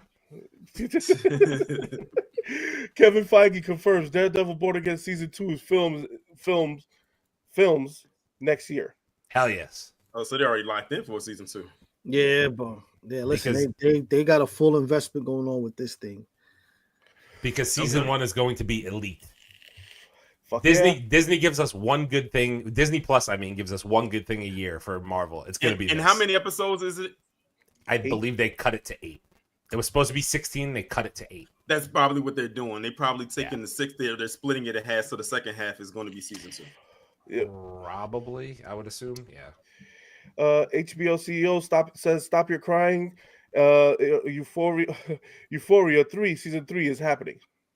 We know that. I know that. Yeah. They announced that they was filming later, a few months ago. So I'm ready for it. And I think that's supposed to be the last season. Okay, this is from Nintendo. Legendary Nintendo executive Shigeru Miyamoto. Okay. Was asked in an investment call about the trend of the rising development costs and said that Nintendo creations is more important than what we spend on the development. So he actually gives a fuck about his product. Probably takes a lot of time. Honestly, Exactly. Doesn't surprise me. Yeah. For you Star Wars fans, Rey is reportedly to appear in several upcoming Star Wars films. She is the most valuable cinematic asset. I already hear Star Wars. I can hear it exactly. I can hear them right now. Star Wars crazy. fans now. Right now, as with their toxic asses. I can hear it right now. Hear Star Wars fans now. They are yelling to the top of their lungs right now. Yeah. Brad Winderbrum reveals that the suit in Ironheart is 100% practical. His comment is, "We used a lot of techniques that go all in the way back from the first Iron Man film. Thank you, Okay. God." Okay. Cool. Sega fans relieved to hear Sonic is still homeless. What? This is what made it on IGN. That they're happy that Sonic That was still so- got no homes. That's so random. Sonic is a nomad, bro. What do you mean? Exactly. He can run He's anywhere always with a fucking mouse. he's always been a nomad. Sound like you're a moocher, you're a bum. In real world news, scientists discovered 90 million year old amber in the Antarctic. So we're going to get Jurassic Park. Put it back to Bumbaclot. Don't touch it. And also, real world news, Congress really confirmed that aliens are coming from the ocean. Hell yes. We already here. know this. It's on the bingo card for 2025. Yes. Watch aliens. All right. Apple is set to launch an AI wall tablet for home control, Siri, and all video calls. No. That sounds like a recipe for disaster. Yeah, I bro. don't want it. I don't want Nah, any part You of want it. you want Megan in the walls? No. Fuck no shit. Fuck Megan, I don't want my Turn nigga on the stove, turn it off, and leaving the gas on. Shit. All right, don't let it fuck around. All right, the Secret Predator movie has reportedly been revealed, ladies and gents. We do not have. It's just been a rumor, but it is also going to be a anime. There's an anime anime Predator movie. And That's an kinda anime. dope. That's kind Yeah, of one of them's supposed to be an anime. Interesting. Oh, okay. We got Kraven the Hunter news. Will Kraven the Hunter will have a runtime of 2 hours and 6 minutes? Why? Because you wanted it to be. Why does it need to be that long? Why? Because it takes that long to put his tights on. Why is every Sony movie 2 hours? Why? Because they're awesome. No. You got extra God video space. damn it. And that's another thing. Hold up. Is the Craven movie still coming out at the same time that it's slated to come out? Yeah, December.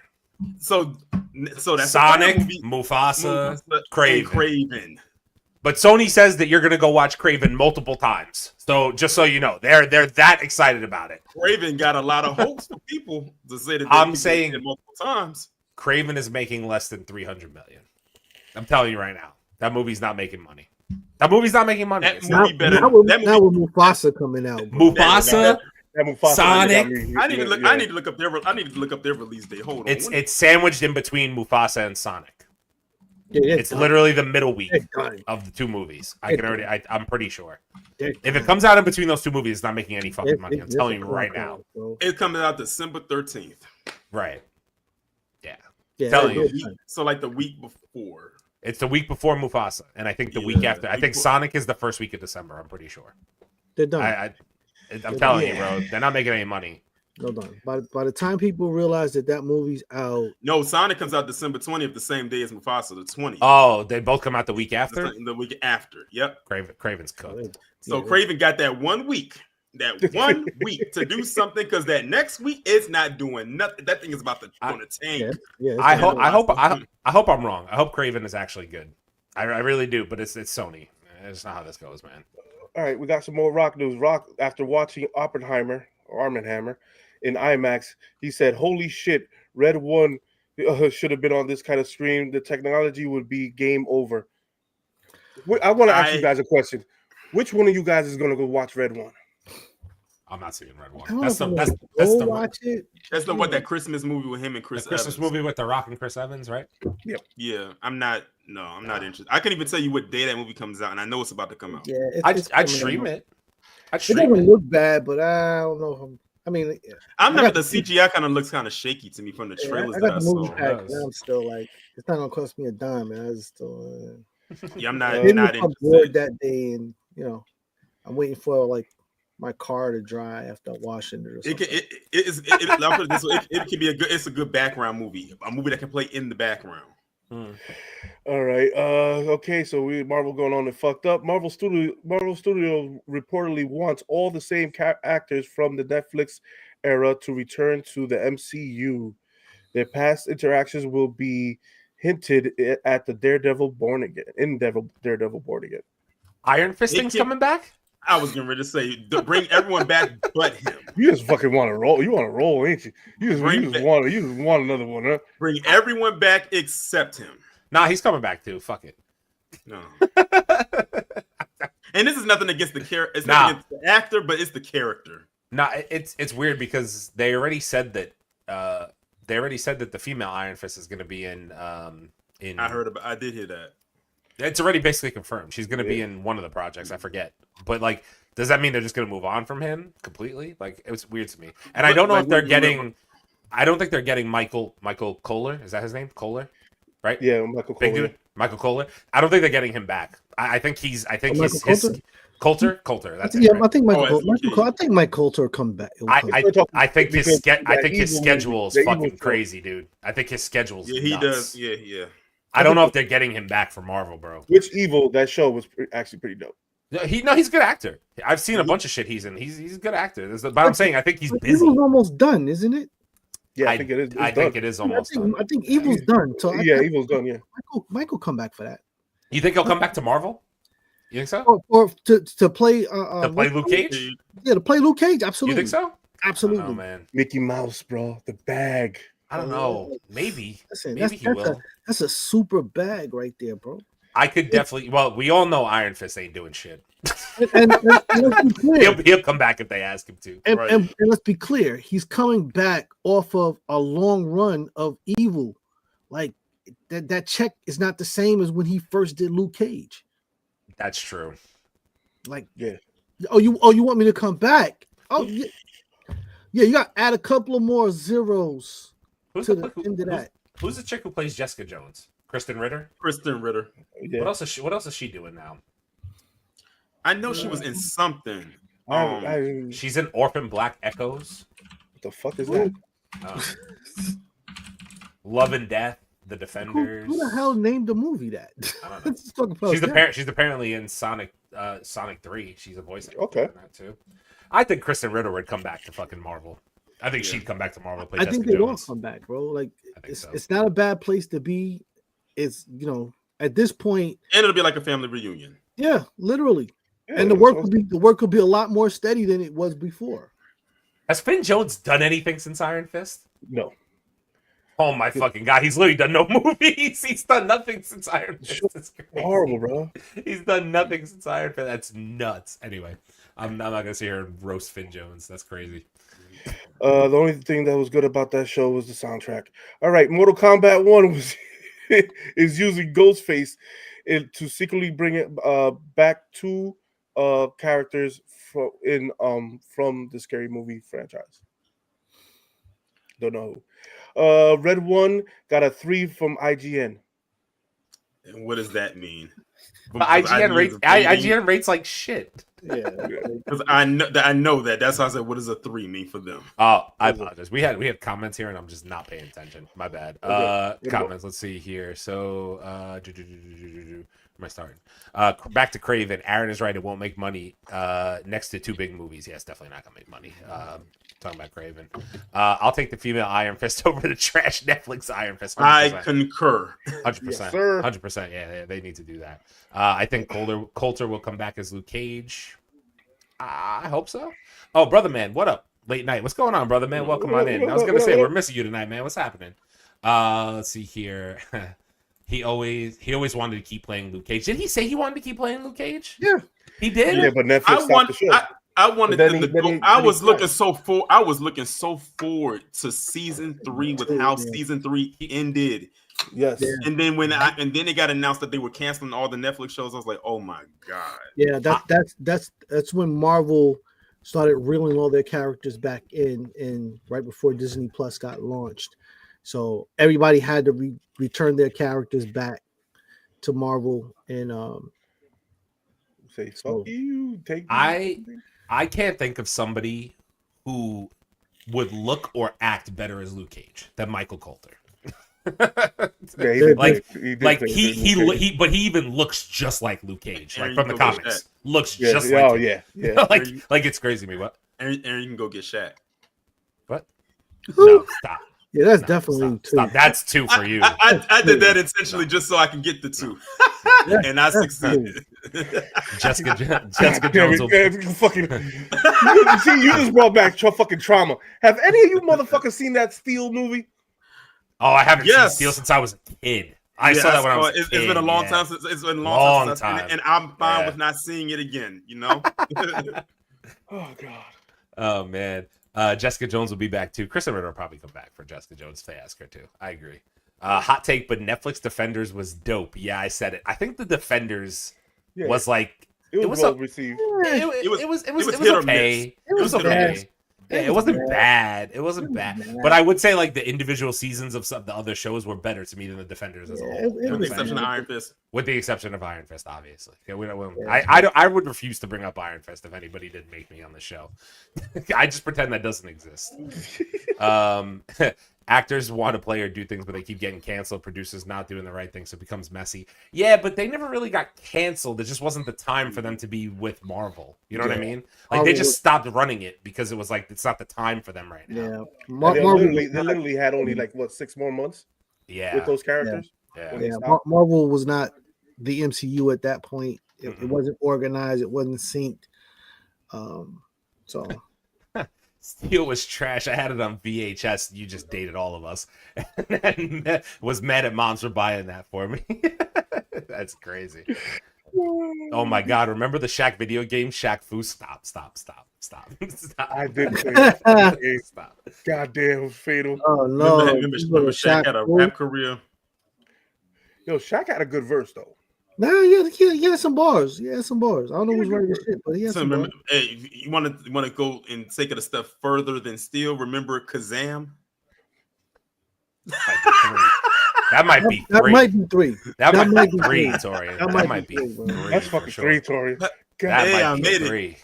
That might be three. Damn it, Tori. That might be. God, imagine him being a genie, but he doesn't come out of a lamp. He comes out of a boom box. Yo, that might be 4.5. I forgot about the goddamn boombox. Let's have him come out of a 40 ounce better. Kazam was okay as well. Oh my god. Yeah, brother man. I don't know about that. So. Brother man. One. That might be one for you too, sir. One. Kazam? That's nuts. That's one for you. Shit. Anybody else wants it in the comments? Nah. Oh wait, Aaron, do you have anything in the clips that is important to talk about? So I did. I know. We're okay on time right now. Okay. I did have one thing that I wanted to mention to you guys. So it's about Captain America: Brave New World. There's been a lot of talk about Captain America: Brave New World this week. I don't know if you guys know that. So I got a couple things here. After reshooting the ending and post-credit scenes of Captain America: Brave New World, it will reportedly set up World War Hulk's project, as it will also connect to the MCU's multiverse saga. I thought the multiverse was over. But World War Hulk is still a thing, apparently, at Marvel Studios. Yes, because you can't get rid of the multiverse, just the multiverse storyline. And then I had one more thing in regards to Captain America that I wanted to show you guys, and I'm interested to see what you guys think, because I don't know if you saw. So did you guys see the movie poster for Captain America: Brave New World that came out? The newer one? The newer poster. Yeah, I did see it. Why do I feel like I know what you? I don't know. Okay. So the newer poster came out. I'm gonna put it up on the screen here. So it's Anthony Mackie getting his shield punched by Red Hulk, and it's basically an homage to the comic on the right hand side of the screen, which is Captain America 230, where Hulk punches Captain America's shield. Mm-hmm. And a lot of people are talking about this because obviously they're trying to go for the comic cover. But a lot of people are saying the same thing that went through my head when I saw the comic cover, or I'm sorry, the poster as a comic head. Anthony Mackie's not a super soldier. That punch would fucking kill him. That punch would literally fucking kill him. He's a regular human being with the ability to fly. So like the movie poster, I get it. It's a poster, and maybe people are looking too far into it, obviously, because it's just supposed to be a poster. Yeah. And I get the shield would absorb some of the blow, but even so, a punch from a Hulk would kill Anthony Mackie's character as Falcon / Captain America. Just saying. At this point, they'd have to explain like his suit actually having some type of, adamantium framing or something like that. Like the pure vibration from Red Hulk hitting that shield is enough to like. It would kill him, bro. Break his DNA and shit, bro. It would shatter his organs. Like it would literally kill him, bro, with one punch. His flight glasses would definitely come off. This is the worst fucking poster I've ever seen as a comic. Like it doesn't even have the intensity of the.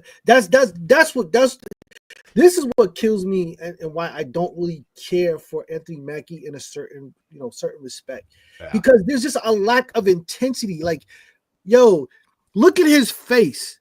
Mm-hmm. You're like, you know, like this is a fucking Colt 45 commercial. Need Billy D. He's just cool. Like, look at Cap on the comic book. Cap's about to get his shit crushed over there. Yeah. Where's the intensity of the moment? Yeah. Even the impact on the shield is, what the hell is that? And that's the thing. You can explain it, right? And I know Leo will definitely agree with me on this. Like, you can explain the comic book on the right because Cap is a super soldier. So he could take a punch from Hulk with the shield. Not saying he wouldn't be hurt. He'd be fucking hurt because Hulk is goddamn strong. But you can't explain Anthony Mackie taking a punch through the shield from a Hulk. You can't. There's no way to explain it. He's not physically strong enough to do it. You know what I'm saying? Like, there's just no way. And from a Red Hulk. Right. Which is like, that's a whole different thing. But see, like he's like Fatal said here, unless Sam is on the super serum or that suit is made of vibranium, there's no effing way. Remember Ed Norton's movie where Ed Norton's Hulk movie where a dude became Abomination, Hulk kicked him? Yeah, exactly. He shattered. That's my point. Like, isn't his suit? His suit's not made of anything. No.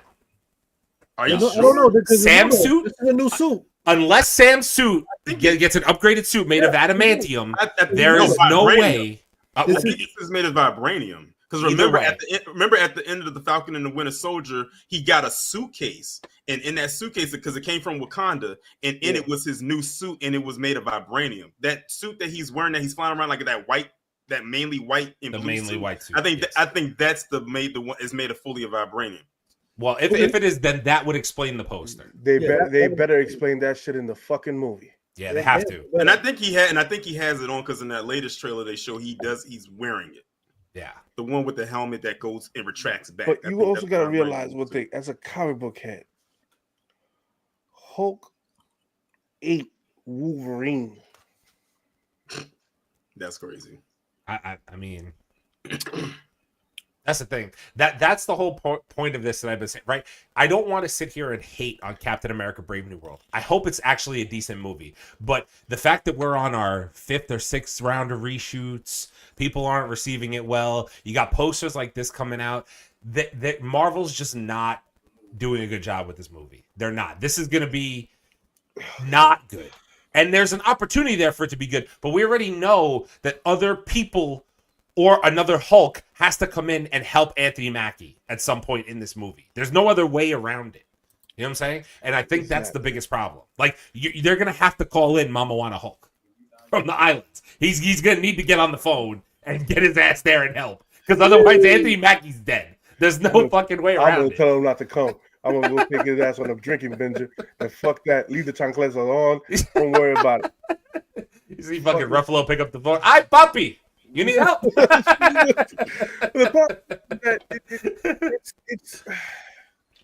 I guess we'll just have to wait and see on February. I'm telling you, bro. Marvel, I have no hope for this movie. None. If you wanted to drop something in February, Marvel, if you wanted to be really get back in the black and brown actors good graces, make the Truth Saga. Oh, the red, white, and black. Never. Marvel will not. Yeah, they will never. They will not do that. They'd have to do that. That would be too close to home. Literally, if on a historical front, that somebody would be get a phone call too close to home. But I would be all for it, but I know the masses would be like, oh, like I already know. But that's the thing for me with this movie. Like right now, I don't want to go in on it, but like to me, like the part that doesn't make sense is like there's so many moving parts in this movie, right? You have Harrison Ford as Red Hulk. You have Giancarlo Esposito playing another villain in the movie. Like, you know Anthony Mackie's going to need help in the movie as Captain America. There's no way around it with all those threats present that he's not going to need other people around him to help him. You know what I'm saying? He's not Steve. Like, I hate to say it that way, but he's not a super soldider. You know what I'm saying? Harrison Ford told her that in the trailer that he's not Steve Rogers, and he said, I know that. Yeah, he said, I know, I'm black. No, I'm kidding. It's a joke. It's a joke. It's a joke. It's a bad joke. I'm sorry. It's a bad joke. It's a bad joke. My bad. And I have rhythm. Oh God, no, but like I don't know, man. Listen, you know all the reshoots got me frustrated. That's all I'm saying. I want it to be good. I'm just like I said. I'm just gonna go in there. I'm gonna try to turn my brain off, like go in there with an open mind, because you know what, this movie might actually turn out to be pretty good, mainly because there is so much skepticism around it, and it's like, you know what, I actually can walk out of this theater and say this movie actually exceeded my expectations. I think we don't need to have our expectations so high. Just have them at a manageable level, and then see if they get exceeded. Fatal said it might do good because it has no competition in February. But will it be a good movie? Over or under 500 million for Captain America: Brave New World in February. I think it could. I think it on a global scale, it can do over 500. Think it does over 5? Yeah, it does 5. I think it's over definitely. I think it's under. You think under? I have a feeling it's going to be under, dude. I have a feeling.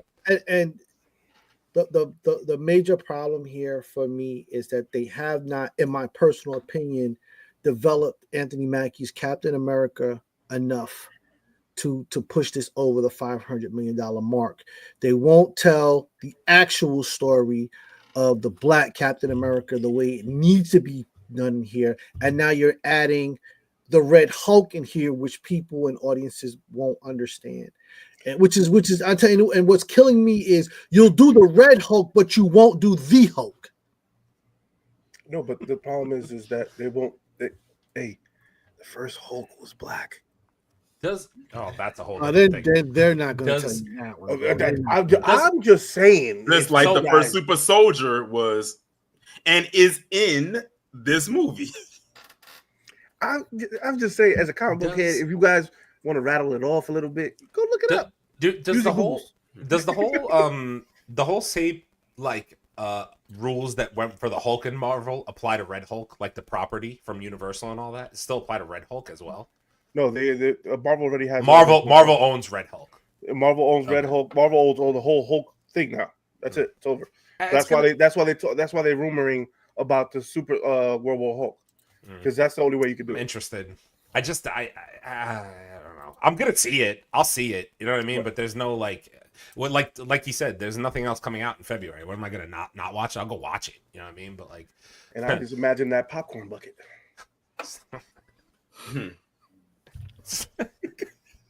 Hulk smash!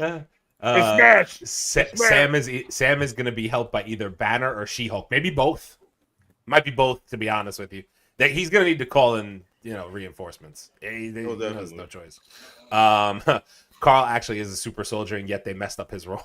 They're talking about Isaiah Bradley. Isaiah Bradley. I think it will be good, but we all know Evans will return to take his shield back. I don't think so. I really don't. I think they're gonna make him what's his Hydra? What's his thing in Hydra? The thing?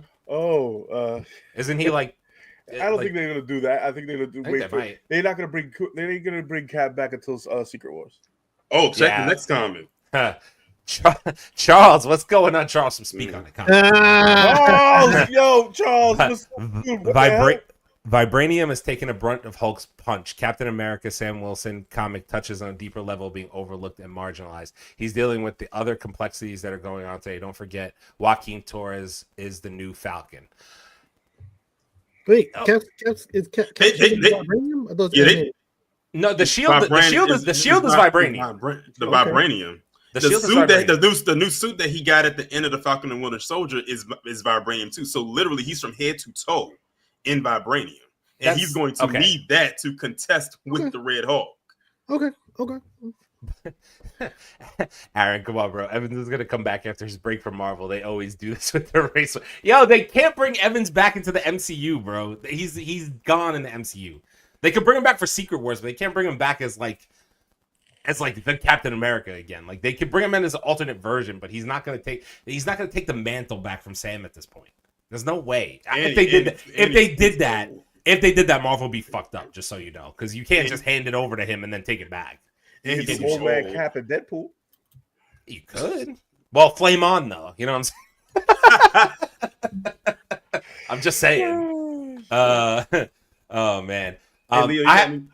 I had one more piece of news to talk about really quick. I know we're getting into Penguin, people. I know we're gonna talk about Penguin. We got stuff to discuss with Penguin, but I found this too interesting to not put on a slide. We got to talk about it. So Kevin Feige says they're planning for Miles Morales to enter the MCU after Spider-Verse 3. I'm shocked if this is actually a thing, because I don't know if Sony's going to actually relinquish the rights to Miles Morales to the MCU. I have a hard time seeing them say, oh, you could have Tom Holland for all these movies, and we're also going to give you Miles Morales live action as well. I have a hard time seeing it. I think Tom Holland put that in his contract. If you want me to come back for Spider-Man 4, he has to be in the MCU. You think so? Yeah. Really? That'd be interesting if he did that. But also look at the Sony will fuck him up. That's why. But look at the fine print underneath it. Beyond the Spider-Verse does not currently have a release date. So now it's like, okay, it's nice that you're announcing this, but if we don't have a release date for Beyond the Spider-Verse, what are we going to do with this bit of news? Like, let's have Beyond the Spider-Verse come out first, and then we can worry about this next. Well, of course. But like my thing is, to me, I just thought maybe it's all right. Listen, this is where I'm gonna try to wrap a nice little bow on all the fucking Sony bullshit. I don't really understand what Sony's doing, because like I said, they're setting up a Sinister Six. So if you're letting your Miles Morales go to the MCU, what are you doing with Kraven and Morbius and Vulture and Madame Web and the characters that you set up to be a Sinister Six in your universe? But the MCU doesn't have those properties to use. It's a Sony movie. Are we getting a collaboration again, like No Way Home? Is that what we're doing? No, I think you're going to get the Spider-Verse in the MCU, the first Spider-Verse. Really? And Tom Holland's going to be your old Spider-Man. We shall see. That's what I think you're going to get. Listen, I've been telling you guys forever. I knew live action Miles Morales was happening. It makes me happier if it's the MCU and Kevin Feige handling it than Sony, because Sony just would have fucked it up. They would have fucked up a live action Miles so badly. But if the MCU is really involved, that actually gives me some optimism that they will do him right with everything. You know what I'm saying? Like, maybe not everything, but at least they'll be able to write him a solid enough story for it to be, cool by us. You know what I'm saying? So, I don't know. But just my thoughts. If Feige does this bye Parker, this is bound to happen. If Miles rocks the J's, the Jordan ones, it's really over for Peter Parker. That's facts, though. Yeah, it is. Oh man. All right, that's the last of my news story, and it sounded like you had something. Go ahead, bro. Yeah, I add one more piece of news. So as we all know, next year the Michael Jackson biopic is coming out. It was slated for April, but they pushed the date back to October. So my guess is for two reasons. My initial thought was they want to do the Oscar campaign.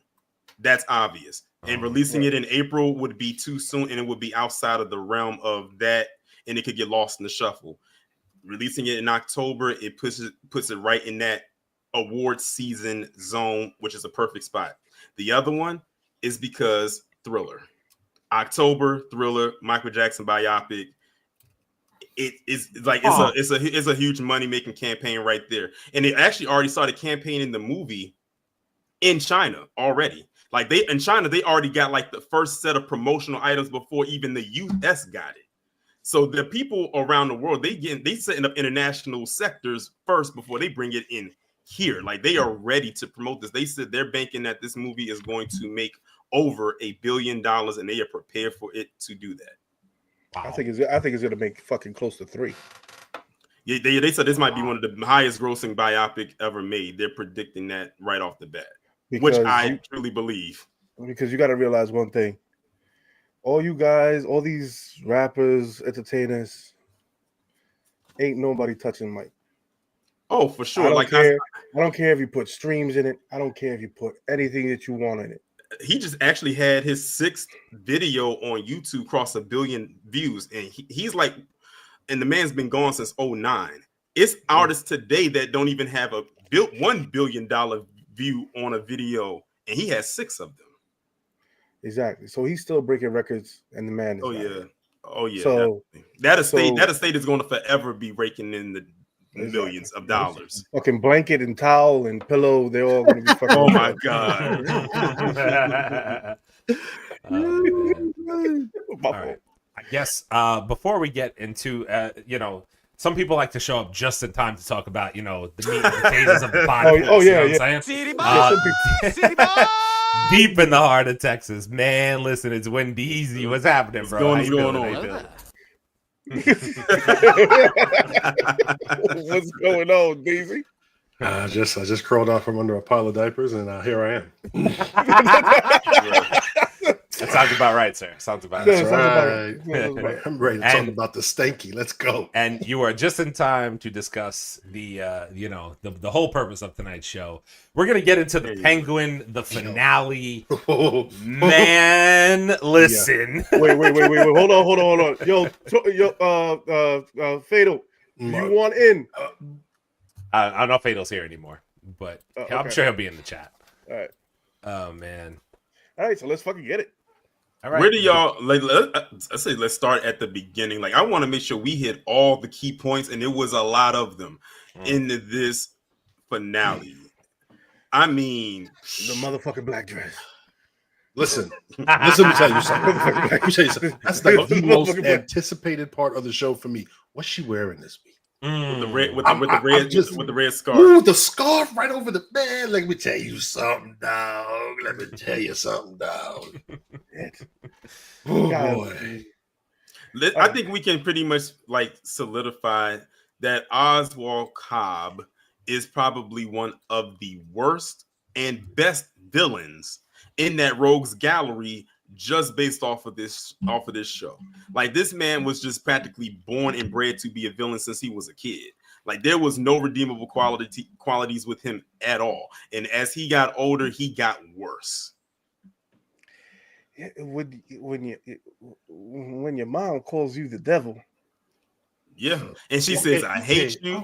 She said, I hate you. Okay, wait, but it's not like it wasn't without merit. The dude murked his brothers.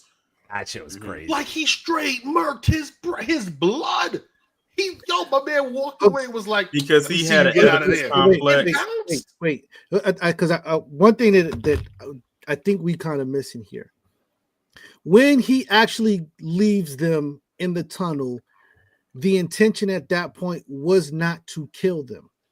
He was angry because they weren't supposed to go down there to play, and they went down there and they were taunting him. So in his mind, when he originally left them in the tunnels, they would just have a tough time getting out. It wasn't until he realized they wasn't coming back because the rain hadn't stopped and they hadn't returned that he realized something might have happened to them. And he was okay with it. And at that point, he was like, this could work. He was okay. Mm-hmm. He murked his brothers. I don't care nobody said. Whether it And was did it with a intentional, whether he smile. started out thinking that way, he still killed them. And did it with a smile on a smirk on his face as he was laid up, nestled with his mother. Like I said, he has an Oedipus complex. He got problems. Yeah, he definitely does. Definitely Yeah. And it's the mom's fault. It's the mom's fault because she kind of blame her though. Huh? I really don't. Like, I mean, look, my man got the club foot and all, and so he couldn't run around like everybody else. But I did feel like she admitted that she knew he was always overly needy, but she also, her relationship with him was always inappropriate, feeding into that Oedipus complex. Well, but you also had he has jealousy thing. Yeah. When the sons died, it elevated it, but she was already feeding this thing. Yeah, but the sons didn't die. He murdered them. He killed these motherfuckers. So he by the time he knew it was raining and his mom was sitting there watching the movie and his mom started getting worried. I don't know.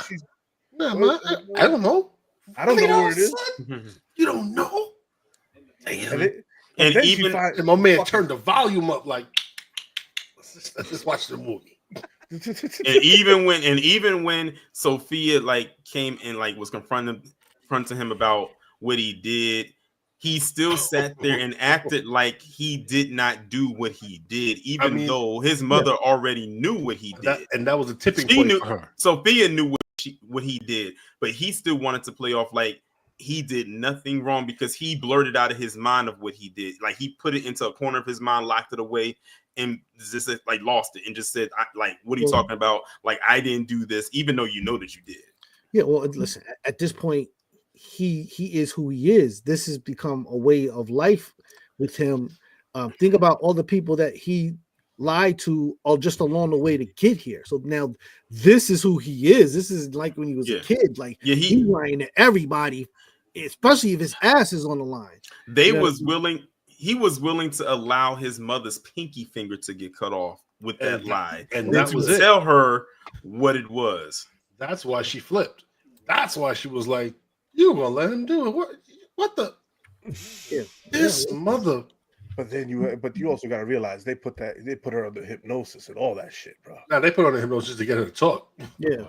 That's all. They didn't cloud her mind on anything. Everything she felt she'd been feeling. She just stopped. She just stopped feeling it because she started forgetting about it. Yeah. Oh yeah, because of her disease.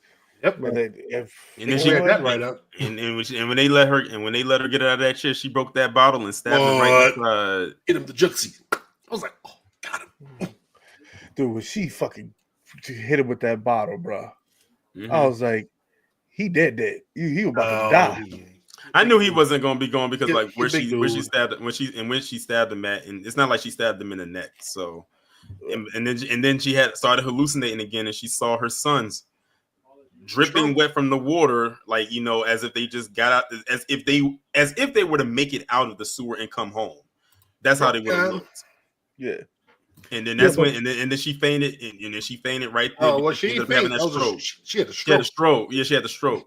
And the way she fell, I was like, oh, she hit her head because straight down too. Because she couldn't catch herself, so she definitely most likely got a concussion of some sort too when she fell. And he got himself out of that shit. That's when he got out the shit. He got all kinds of crazy Hulk move. I was like, oh, look at you. And turned into Oswick. But dude, the scene when the sun started fading away, DC did some shit right there. I mean, she was losing it and losing her sons at the same time, so she felt like she was losing them all over again. I don't get to see them anymore. Fuck, they're fading away. What the fuck? And then the stroke happened, knocked her hell. She felt like a sack of potatoes. It was so funny too when Oz took out the guy putting the drops in his eye. The last thing every time we saw him, he's always putting the drops in his eye. And the last time we see him, pop right there through the eyeball. Yeah, right through the eyeball. Crazy, dude. It was fucking that was great scene. We're just not going to talk about how. Yes, we are. We're just not going to talk about how Sophia freaking lit a car bomb that blew up city blocks in Gotham. Yo, that car bomb blew up blocks of Gotham, not a block, blocks. Did you see how much C4 she put in that goddamn car? That shit blew up, and I was like, "What the fuck?" Yo, she didn't. It wasn't just to take him out. She didn't care. She was like, "Fuck it, I want this motherfucker gone." But not only that, but this dude took off and didn't tell anybody that was in the tunnel with him that there was C4 in the car. He just dipped. Yeah, he just dipped and left everybody. He didn't say, yo, get out. Didn't say shit. Just dipped. And I was like, yo, Oz, where you at? Boom. And hopped in the same drainage pipe, in the same drainage thing that he locked his brothers in. So now you're down there. Facts. Now you're down there. Yeah. So I thought that was very interesting and symbolic. But also, back with this episode, then we finally see Vic again because we didn't really see him that much in the previous episode because he had told him to go get the army, and that's the last time we had saw him. And then he went and he actually got him, and that's when he got back and he saw that the city block was blown up. And the first thing he was wondering is, where's Oz? Like he had his undying loyalty to him at this point, and he was mad because the other ones weren't being really loyal, and they was talking, and Vic was talking the shit to them, and then and then he had to come over and get him in that gut check one good time. He was like, "Look, I'm trying to save you here because if you don't stop talking, they're gonna put one in your ass. So like, just stop talking. Just stop talking." And that's another great scene because he saved his mom, threw his mom in the truck, got her to the fucking hospital. And then Vic catches up with him at the hospital. At the hospital, yep. Mm-hmm. So and he's in that closet, trying to heal himself with the alcohol and the staples and all of that. Staples and all that other shit. And I'm like, yo, you a brave motherfucker. Listen, let me tell you something. You got to be of a different conscience to staple your own shit clothes. I'm just going to say. The only people I see do that is him and Rambo. Rambo went a bit further than that, man. Rambo sealed up his own joint. Yeah, Rambo sealed this shit. Somebody was putting gunpowder in. Let me bring in a fellow hothead here. Fatal J. He was on the channel last week. Fatal, what's going on, bro? What up? How y'all doing, fellas? Good, man. How are you? Good. Hey, man, you got to be an evil mother freaker. You know what I'm saying? To lie in front of your mom when your mom know you killed her children. Bro. Not mama. Not in front of mama. You know what I mean, bro? Bro, you look at her in the eye. You look at her in the eye and lying. You know? And she about to lose a goddamn finger. He wasn't letting it go. Bro, he was going to let her get the finger Yeah. Oh, listen. While she's in her and not in the right frame of mind either. I mean, the pure disrespect. I mean, but all the way around. But you see how he manipulates it, though, right? Ma, you know what you're talking about? It's your disease. Yeah. It's like, for real? Yeah. Really, son? But this the whole scene that they started off with she's trying to get the wild ball to take out her son. Oh, he's gonna take you for a little ride, and them sitting at that club. Yeah. And he's telling his mom, "I'm gonna get you everything that you want. You don't have to believe in me. You don't have to believe what I'm saying. I'm gonna do it regardless of what you say, and I'm gonna give you everything: the diamonds and the pearls and all this other stuff. We're gonna live in a penthouse, a nice car, and everything." But it go back to what Big Chase said last week. It's that wicked, evil, strange love affair with his mother. You know what I mean? It's almost like he want to be her husband. You know, he was. Yeah, basically, and it shows that at the end of the episode. We're gonna work our way to that though. Yeah, but he was a husband. He was a husband child because that's why he never left her side.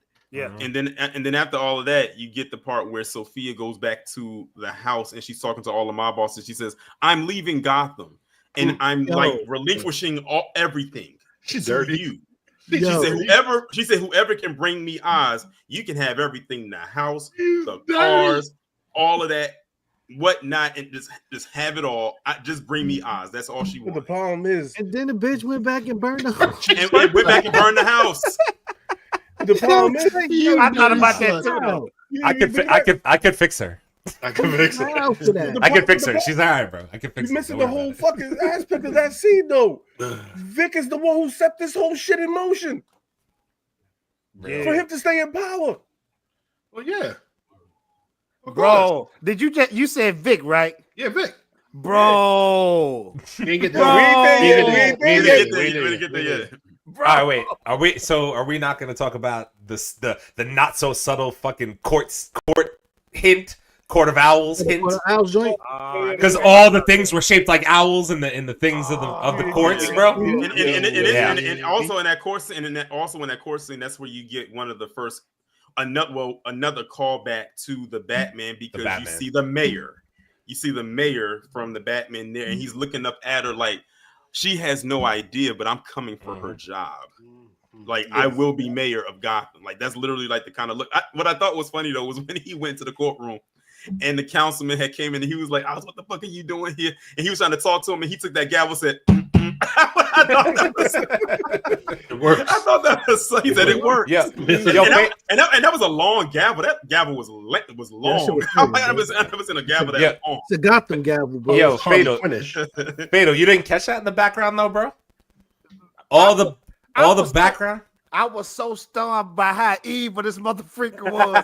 I didn't even catch what was going on. All the things on the side of the courtroom, the drapery was all shaped in the shape of owls. Now you're gonna make me have to go back. It was all in the shape of owls. They had the ears and everything. I'm telling you, I'm gonna have to go back and watch that. I'm telling you, I saw it immediately. I was like, "Oh, Court of Owls is coming in the Batman too." Like that's a thing. It's coming. It's already confirmed by that, basically. And he gonna get mollywopped by them too. Oh, he's gonna get his ass whooped if they do it right. If they do it right.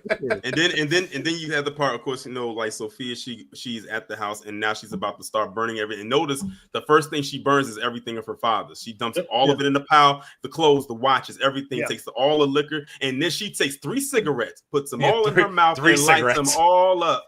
My That's because she enjoyed it. She enjoyed that, man. See, Leon gets it. I can fix it. Look, I can't remember what it was. I was loving the song. I was loving whatever song they were playing for her though.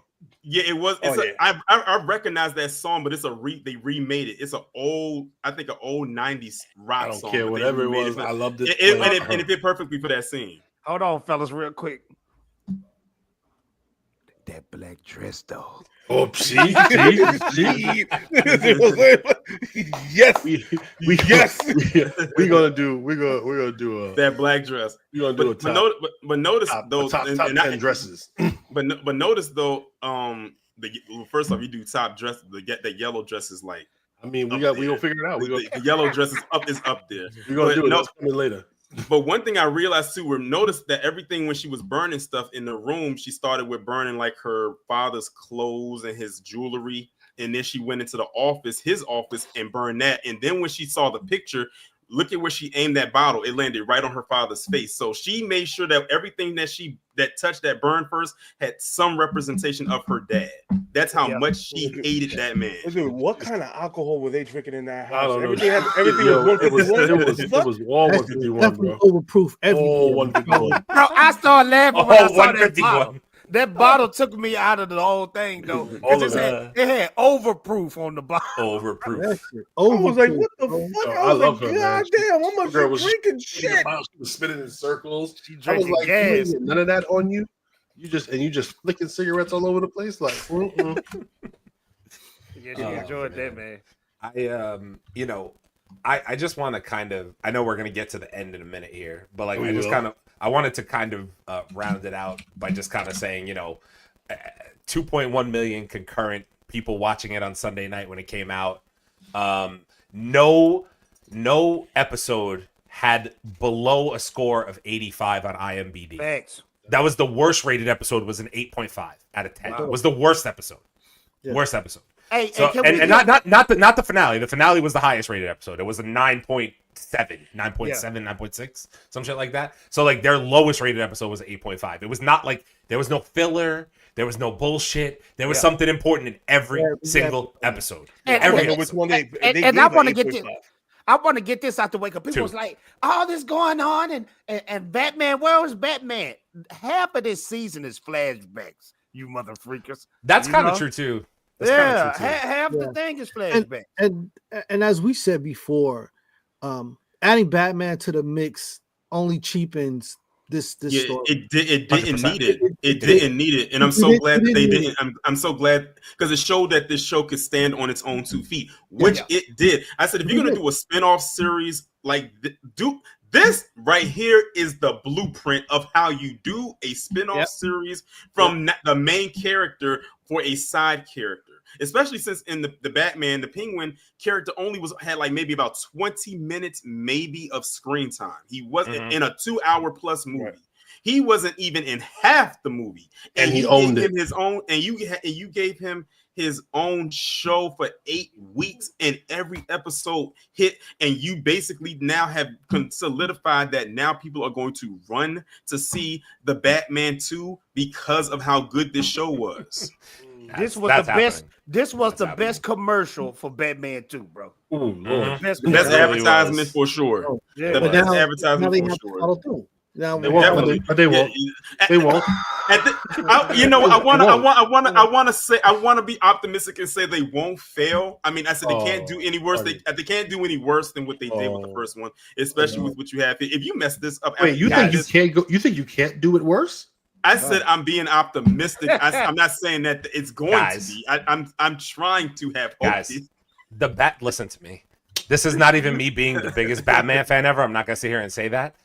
The Batman that we saw at the end of the Batman 1, if they are really going to introduce the Court of Owls, he is going to get the living shit kicked out of him in Batman 2. He's gonna get molly-whopped in the Batman 2. The Court of Owls is not a fucking joke. That's not a joke. He's going to go.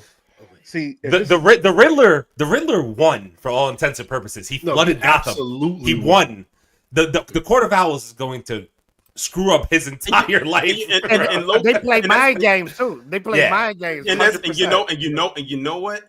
If it comes to that, I want to see that. Because a lot of people don't know who the Court of Owls is. I actually brought that up to some people, and it was like, the Court of who? Like, people don't know. A lot of people don't know who they are. So this will be very interesting to see, especially since we ever had the Court of Owls in any live action Batman? No, not live action. Not live action. I don't think we had them in any live action. This is a big deal. So I'm looking forward to there's that. a ton of them in the animations with Court Owls. I know the Court of Owls was in the Gotham Knights series. Was it Gotham Knights or Arkham Knights? They was also in the animation Batman versus Robin. Robin. Yeah, but the thing, okay, I gotta say one thing. We have to get to this motherfucking ending because you want to get to it? Yeah, motherfucker. Wait. Before we even go there, let's just preface something here. So, Penguin goes to the court to speak to the councilman, and now he wants to be able to be a part of the political world. Yeah. And the councilman tells him, "You got to look clean." Mm-hmm. I know where you're going with this. And this sets up the final scene for the Penguin. Mm-hmm. Yeah, if Penguin finds out his mom has fucking she's in a coma, she can't close her eyes and all this. She's in a vegetable state. Hold on, but before we get there, fellas, that top hat though.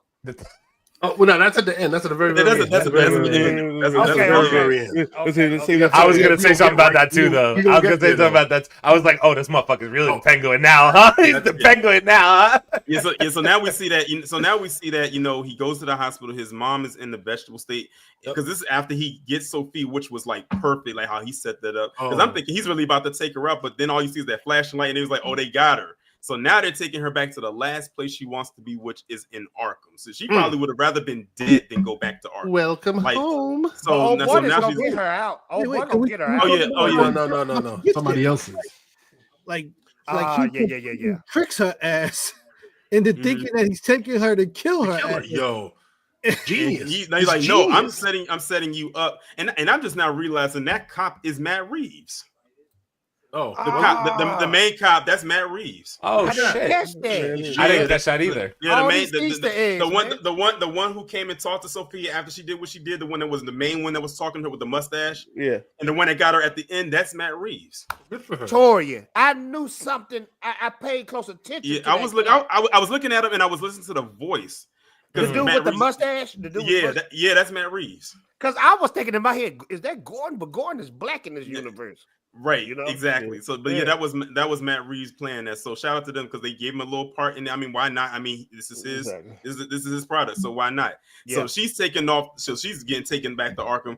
Oz goes back to the hospital, and he goes to tell his mom what he did because this is all he wanted. This is all he's ever wanted was his mother to say how proud of him. That she was of him, and now she can't say it because of the stroke, and now she's in a vegetable state where she can't talk. And he gets up, and in my opinion, Colin Farrell did such a phenomenal job throughout this entire season. But it was this scene right here that said, "This is his Emmy, this is his Golden Globe, this is his SAG." This part right here. I'm not gonna front. The award winner right here. I'm not gonna front. I shared it. I'm not gonna lie. I did good, man. I said when y'all campaign, I said it's gonna be hard for them to campaign because they got so many scenes they can choose from. But I would say that one right there. If you want to be the winner, that's the one right there. He absolutely made. For a person that you're not supposed to feel bad for, you actually felt it. I guess it's because if you have people in your life that probably have gone through that, and it's like, wow, then it's relatable because it's so many things that happened with more so his mother that I could relate to because I had a grandmother that unfortunately had Alzheimer's. So I know what that's like. So when seeing that, it took me back to experiencing that at a much very younger age. And that scene was just nicely done. It was well shot.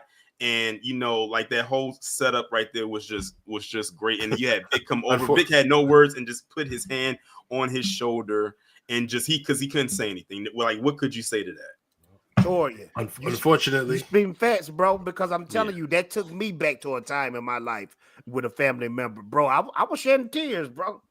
Colin Farrell is a acting genius, bro. And Nah, I'm gonna have to say this, man. Hot take. Y'all can attack Fatal J if y'all want to. What? But say it. Greatest DC villain of all time. Oh, Something wrong with you. Yeah, I wasn't. And that's why he said it. I wasn't going that What's far. wrong with you? in a live action? Is that what you're saying? In a live action? Who got it? Just ask me. Joker. It's gonna be Heath Ledger's Joker. Heath Ledger's Joker. He got Heath No, Ledger, he don't. man. Yes, No, he he do. don't. Nah, that's crazy. Oh, yeah, what you think? You quiet. That's crazy. Oh, yeah, what you think? I'm gonna tell you.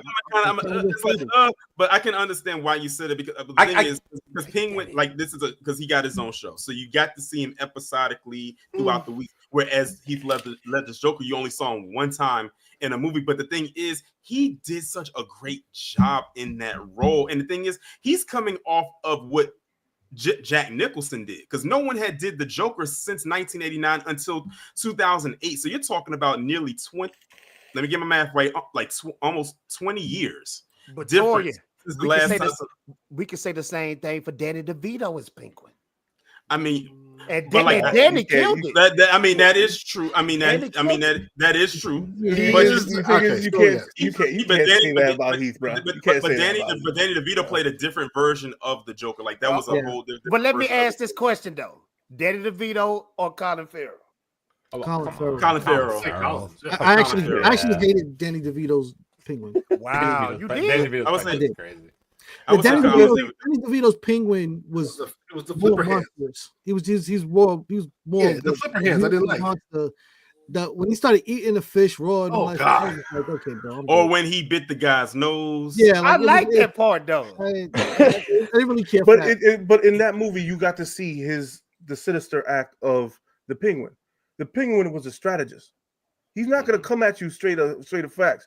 When he had the mayor down there in the basement, the guy who was running for mayor, he was like, "Hey, I got your old partner's old hand over here." Yeah, and I got your file. He's like, I got your files, I got your toxic waste, and I got your partner's own hand. Like, I can use all this. Motherfucker Scotch taped his fucking contracts. Right. He said, "What kind of a fucking villain you gotta be?" He said, with a lot of tape and a lot of patience, it can go a long way. And when he got his friend, he said, "How's your old business partner?" He said he pulled out his hand. He said, "Hi, remember me? I'm Fred's hand." Danny DeVito killed it though. But one of the funniest parts too was at the end when he was dying and he was trying to get Batman with the umbrella. Bro, that was sad. He was like, "Oh shit, I picked the cute one." Danny DeVito killed it, man. Exactly, but the thing is with Heath, it takes a certain kind of person. You have to be that role fucks you up for the rest of your life. Bro, it did. It messed him up. It messed him up, unfortunately. And I think that's the saddest part because he passed before he could actually see what arguably would be probably one of the best roles he's ever played in his young career, and he'll never have been able to see it and see the world receive it the way that they did. I mean, you gotta think that movie came out in 2008. It's 2024, and we're talking about it right now. And the thing is, a lot of people didn't think that no one could top doing Joker than what Jack Nicholson did in 89. And he came in and he flipped it on his head and did his own thing. I mean, absolutely phenomenal performance. I just watched that movie the other day. Exactly. And the thing is that the way he went, the way the Joker, the way his adaptation of that Joker, it's the more that DC has a good thing about making your villains relatable. You're like, I can see myself doing that shit. Wow. Hey, when he drove that pencil through that, drove that pencil through that guy's head, make it disappear. Like Leo been wanting to do that. Bro. Leo been wanting to do that for the long time. Yo, John Wick can do it. I can fucking, you know what I mean? I can get it. Fellas, real quick. This is the reason why I said that, man. Watching this show, I went through an emotional roller coaster with this motherfucker Oz. He made me mad at him. Sad for him. 100%. Rooted for him. Yeah. Looked at him as an evil motherfucker, and then seeing him as, oh man, he just jacked up. I went through all these ranges of emotions with this character, and I never did that with Joker. I'm looking at Joker as, okay, this is a dope villain right here. But when I'm looking at Oz make me go through a lot of stuff. And what I love about the show is at the end, Oz is just a sinister, evil mother freaker. It's not like what they do with the other villains with the comic book solo movies, where they try to make them anti-heroes. No, this mother freaker. I'm glad they did that, because I get tired of when you're supposed to be a villain and you keep trying to make them an anti-hero. No, let them stay a villain. That's what makes their character interesting. Is the villainous acts in which he commits, such as the next one when he I realize y'all got all black on because it like because this is the part right here that made us realize without the shadow of a doubt that Oz is definitely a villain. Hold on. If you forget, in case you forgot. Come on. Hold on. Vic, I'm taking your Dominican card. Oh, you don't take his card? Your Platano card is officially fucking revoked. First thing, you should have had a blade on you somewhere. That's true though. But motherfucker, please. He's with somebody he trusted, man. A headlock? Yo, fucking headlock. No, it's a headlock, and then it was a headlock and a throat. I got it. But he ended on the headlock. I know. He started choking him out for real. This mother freaker, I was comfortable during this scene. So was I. I was not expecting that. I saw it coming. Yeah, I saw it coming. Did you guys see that apparently that scene, like there's a rumor going, well, not a rumor, I think it's basically been confirmed by Reeves, but apparently at one point in time in the script, Sophia was gonna get shot in that scene, and they pulled it back, and then they changed it to be Vic dying in the end of the episode. That was originally not in there. It's 10 times more impactful. Yeah, that was originally not in there. And you also got to think this series started the same way it ended. But I also think, like, wouldn't it also... I'm not taking anything away from Vic, but having Sophia in future things might also be a big part of what they want to do. She is. Yeah. Okay, so I got one thing, though. I'm still questioning whether Vic's actually dead. No, Vic dead. He did, bro. He dead as a dog. He dead, dog. I'm still questioning that. And the thing is, I think, like, I know why they like they said to kill him, because he says that, like I think this is coming off of the cusp of what happened with his mother and everything like that, and he still feels that Vic is still too good-hearted, even though Vic did what he has done up until that point.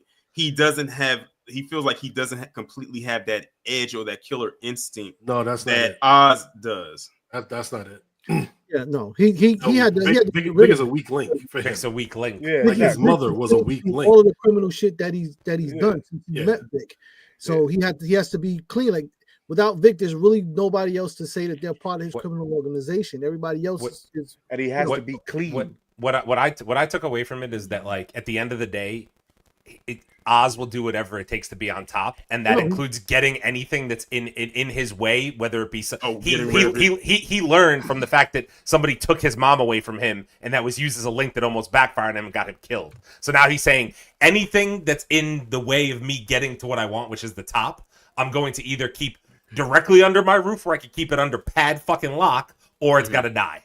And he used Vic as that, like, Vic's got to die. That's it. I mean, he's going to be in the way. For me, Vic fucked up in the whole conversation when he was like, you're my family. You're my family. No, bro. No, man. No, you're my mentor, man. I'm working for you. Like, keep it professional, bro. No, you like it all mushy. Out there in the universe, let this be a lesson. Predators do not have friends. Nope, not at all. And then refuse. And then after he killed Vic, he took his wallet, took the money out, took his ID, and that was cold. So now, when they scoop Vic up, there's no ID, so he's just a John. That's not the coolest part. This motherfucker was talking to him while he was choking him out.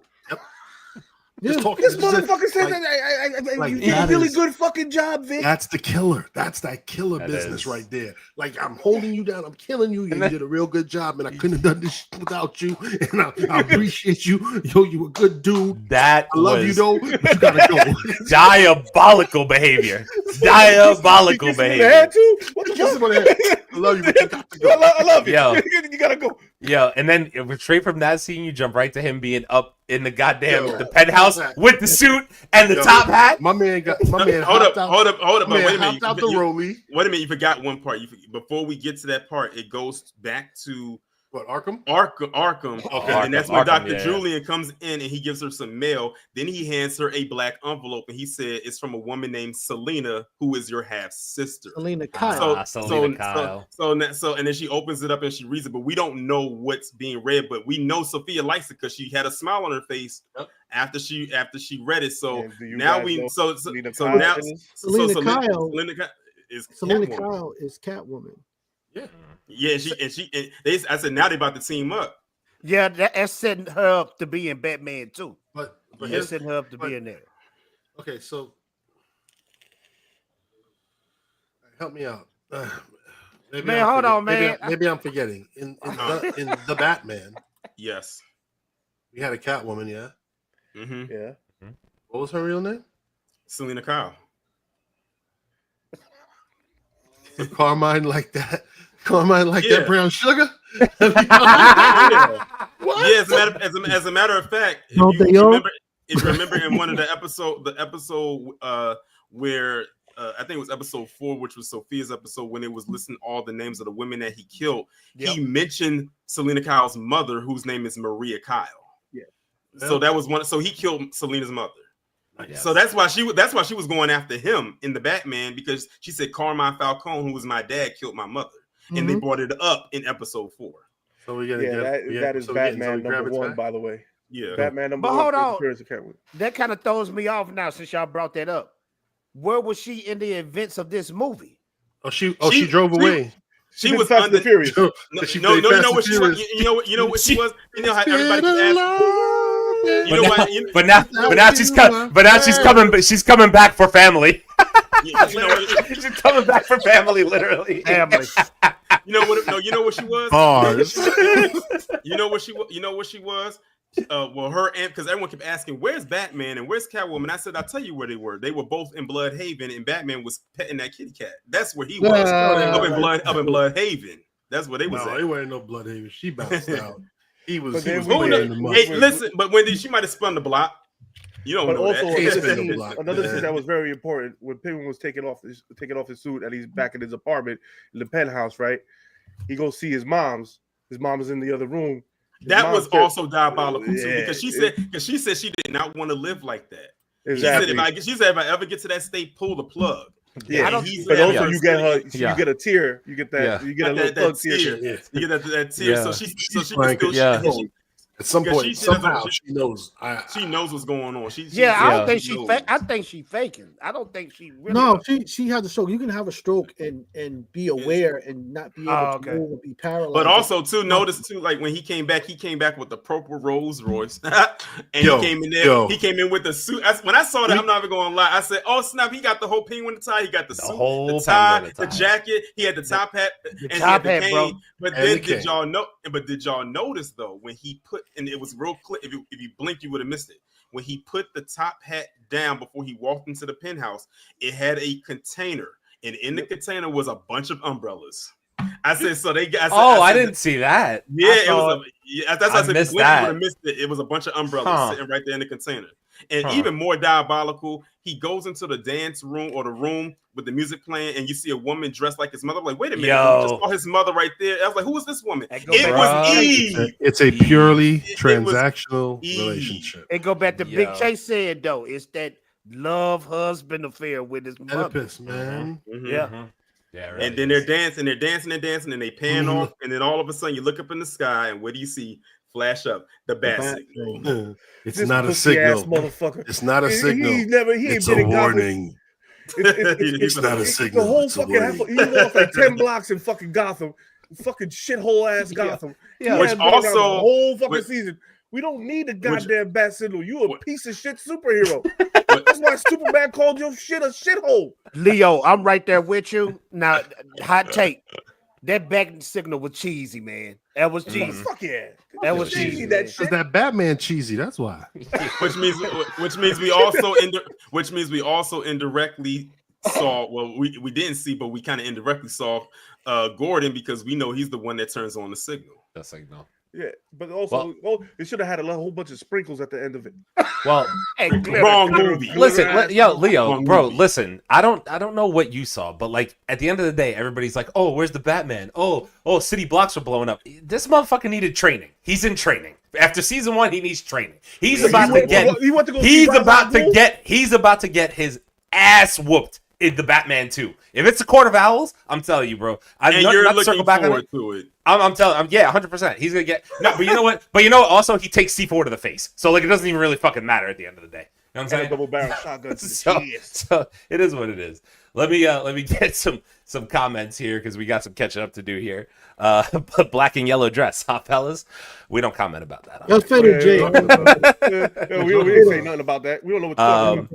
The officer is not. Oh, Matt my bad. Reeves. It wasn't Matt Reeves. I indeed looked it up. It's not Matt Reeves. Okay. It sounded Looked like like him though. Looked like him though. Penguin, the creator, is here. Oz is selfish to the bitter end. With the umbrellas. Oh, I see you, Vic. I see you, Vic. Eve is Clayface. That's an ill stretch on it. Oh, it's Eve. That's the girl he was dancing with at the end. The girl. The prostitute woman. Yeah, her. The man. Okay. Tell me you're proud of me. Yo, it's crazy. But hold on. Tell me you're proud of me. It's crazy. Real quick, though, I got a question. The prostitute woman is shady as freak too, because when she sided with Sophia, of course. Yeah. Let's be fair. She didn't side with Sophia, but she said she deserves her shot. She still believed in Oz, but she was like, you know what? He killed me. He screwed you over. He lied to me. So he screwed me over. I'll let you get one try. And that's all you want. I got her out of that situation too. She had a gun on her ass too. So you know she was gonna talk. Come on now. you dealing with the hangman. Everybody thinks he's the hangman. I ain't gonna take a bullet in the face for Oz. Fuck out of here. No, you hobbled ass motherfucker. You think I want to Penguin? I fucking hate you because you did that to fucking Vic. Look, bro, it's a fucking great show. Let me tell you something. No, that was the perfect way to end it. It's the perfect way to bring you back because this show made you believe in Oz. You believed in Oz the whole way. You forgot. I said this last time I was on. You forgot that he's a bad guy. He's a bad guy. And just in case you forgot, let's show you. Let me show you what he really is about. Kills his number one dude because that is what he needed to do. You had to come back to hating him because the show did a great job of making you love him. I love him even more because I'm into diabolical shit like that. So it's all good. That's what I said. This show started the same way it ended. It's fantastic. He was gonna kill Vic in the beginning. Hey, look at the sunset, homie. Yo, I'm sorry, but it's just show of the year for me. Same here. It might be show of the year. I said to myself when I first said that to myself, I said, "Ooh, what the hell? That's blasphemous." X-Men '97, bro. But I was like, no, you got to say something else. Wait. You haven't seen Lioness yet. I have. Well, yes, I have. I'm up to date. I'm cool. Bro, is Lioness that y'all talk about? It's good. Don't worry about that. You haven't watched Lioness yet? I have to, but y'all keep talking about it. All right. We're gonna go off that tangent. Yeah, we're talking about the Penguin. All right.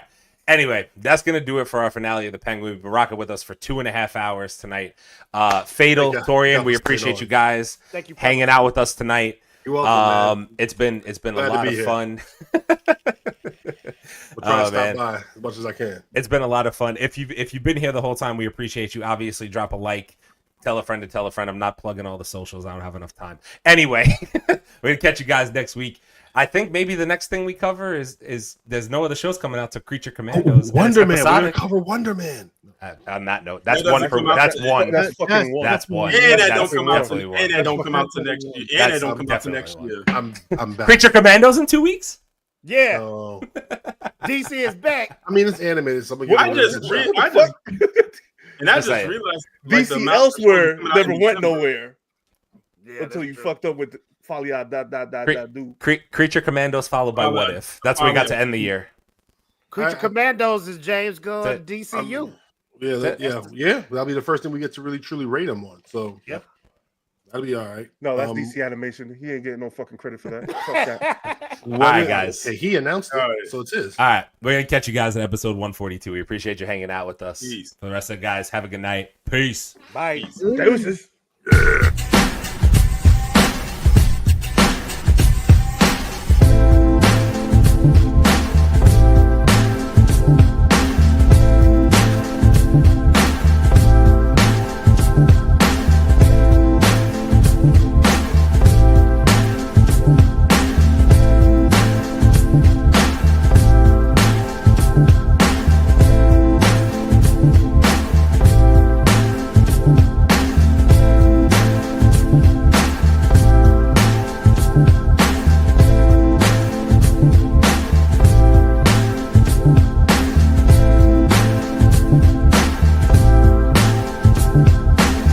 Mic check, 1 2 1 2.